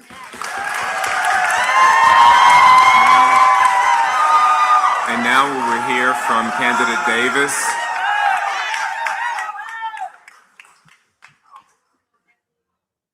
My name is Marshall Davis. I've been working in what was considered the largest impoverished place in a major city. I went there dedicated with intentions of changing that community and changing the individuals that live there. Some of those students that came out of these impoverished project areas are now working at Yale's, gotten scholarships to Berkeley. Our professors at Howard University and FAMU. This was intentional work. I used vocational education. I made art as an essential part of their development, as it is an essential part of all of our lives. We don't understand the value of having someone with an art and creative background and what they can do for others. What I've done for kids, some who thought they was not fully educatable, they're now educatable. They have a building, they have a job, they have been on so many different programs and doing extremely well. Because art develops the brains, it brings the synapses, it makes you a better person. I've used art as I would use anything to improve lives of the individuals. I've been there 43 years. Good Morning America came down to capture the work that's been done there. Others have made a film about the program that we designed that is doing extremely well and can think it should be a program around the nation. I want to use the arts, I want to use vocation, I want to use all the skills I've had to make sure that we're getting what we should have. This new district is quite different from what we're accustomed to. It's a mix. It's a mix of people that is considered impoverished. It's a mix of people that are very wealthy. I have the skills to bring people together and to make it work so that this whole district Thank you, can candidate. be made alive. Thank you. And now we will hear from candidate Brown. Okay. First, I want to thank you guys for allowing me to be here. I was once where you guys were about, 11 years ago. I was a Democrat. And that's because I did not grow up in a conservative stronghold. I did not. I was a vote blue, don't matter who. That's where we come from. That's our MO back in Illinois. I had to move my family from that state because of the corruption, failed schools, businesses fleeing, doors closed, crime, safety, not being able to get on the train, not being able to get on the bus, just everything. And I think I told this to you guys before that Florida, this is a great state. And faith, family, freedom. I am not a career politician at all. I'm not. I will never be. I am a community builder. I'm a person that goes, I say what I say, I do what I do, and I would love for you guys for me to have you at one of my events so I can explain to you the reason why I changed being a Democrat. It wasn't about, who the person was. It was just about the actual policies. Policies mean everything. So in Congress, we actually create the legislation. And this is the reason why I'm here. It's not for me. It is for all of us. It's for our children and our children's children. So we won't go back. So we will not. We cannot allow the devil to deceive us. We're not knowing what the uncomfortable truth is. That's the main thing. It says that if the foundation is destroyed, what will the righteous do? What will the righteous do? What will the righteous do? I am not afraid to explain to my people exactly what's written in black and white. And I'm asking you guys, I know I'm not on there with my fellow people. Yeah, there you go. But I am just asking you for you guys to just give me a chance. Understand who I am. Understand what I bring to the table and what I can deliver. And that will be results. Again, I am Tay Mayana Brown, and I approve this message, and I expect to see you guys somewhere in my events, okay? Would you like to take this time to say thank you to all of our candidates. Thank you for giving us a moment of your times and talking to us so that we can get a chance to know you, get a chance to know your platform, and get a chance to get informed about what you would do if you were to be elected to this office. And now we're going to turn it over to the president of the NAACP, Ms. Daniela Pierre. Fired up! Fired up! Fired up! All right, we want to thank everyone for coming out tonight. We made it, y'all. We made it. We made it. Thank all the candidates. Thank all our sponsors. Don't forget, we do have a special call to action by Mr. Hannibal Bruton, who's going to come up. But we want to ask all of the candidates who are running for office in the audience to stand. If you're running for office, okay, thank you, recognized. Thank you for being recognized. Don't forget August 3rd, first day of early voting for Miami-Dade County. August 8th, Miami-Dade County, Broward County, early voting. Oh, where's Hannibal?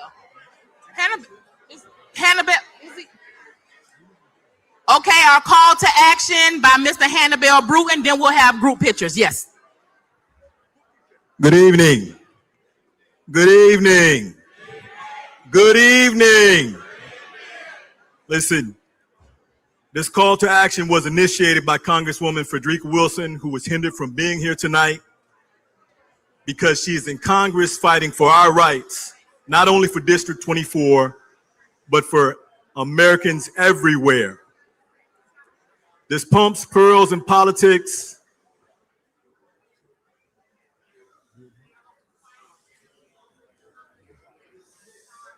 Good evening. Good evening. Listen, can I get everyone's attention, please? I'm not a loud talker, so if you're talking, you can't hear me, I know. This Pumps and Pearls and Politics Town Hall meeting has made a major call for action.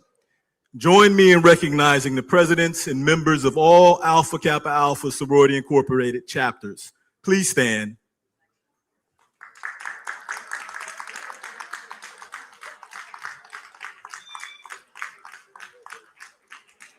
Thank you. Thank you. I would also feel remiss if I did not recognize that the D9 is in the house. If you're in the house, clap it up.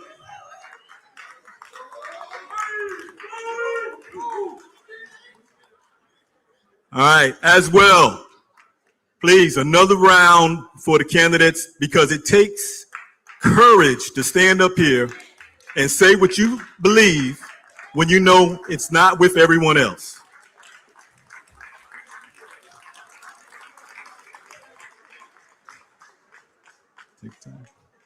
All right. I was called a task today to make this address, and I'm gonna be honest, I was a little nervous, so I called a good friend and mentor of mine for some direction. And one of the things he said to me, and I'm summarizing,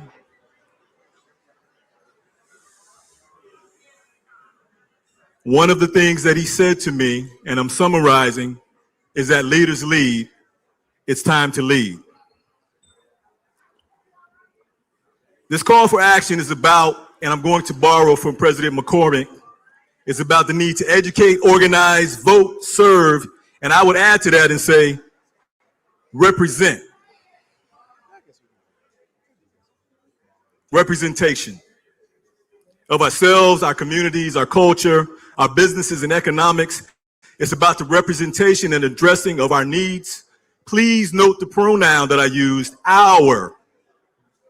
District 24 is not my district. I live in South Miami, Princeton to be exact. So understand that I don't have a dog in the fight on this stage. But we must understand that the slighting of any of our communities is a liability to all of our communities. It becomes a matter of setting precedents and implementing strategies that expand to become systemic. We address ourselves as kings and queens. If that is the case, then District 24 is a village in the kingdom. If a major village such as Miami Gardens is not represented properly, then it is weakened, and how long before the next and the kingdom is in jeopardy? I often say I don't do politics, I do people.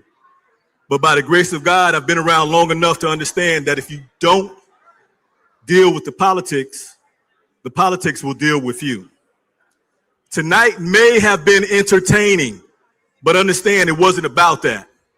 I hope that we, and I need you all to pay attention to the pronoun again, we all have been educated a little tonight, and that we will use what we have learned to organize, and that we will vote for representation, and that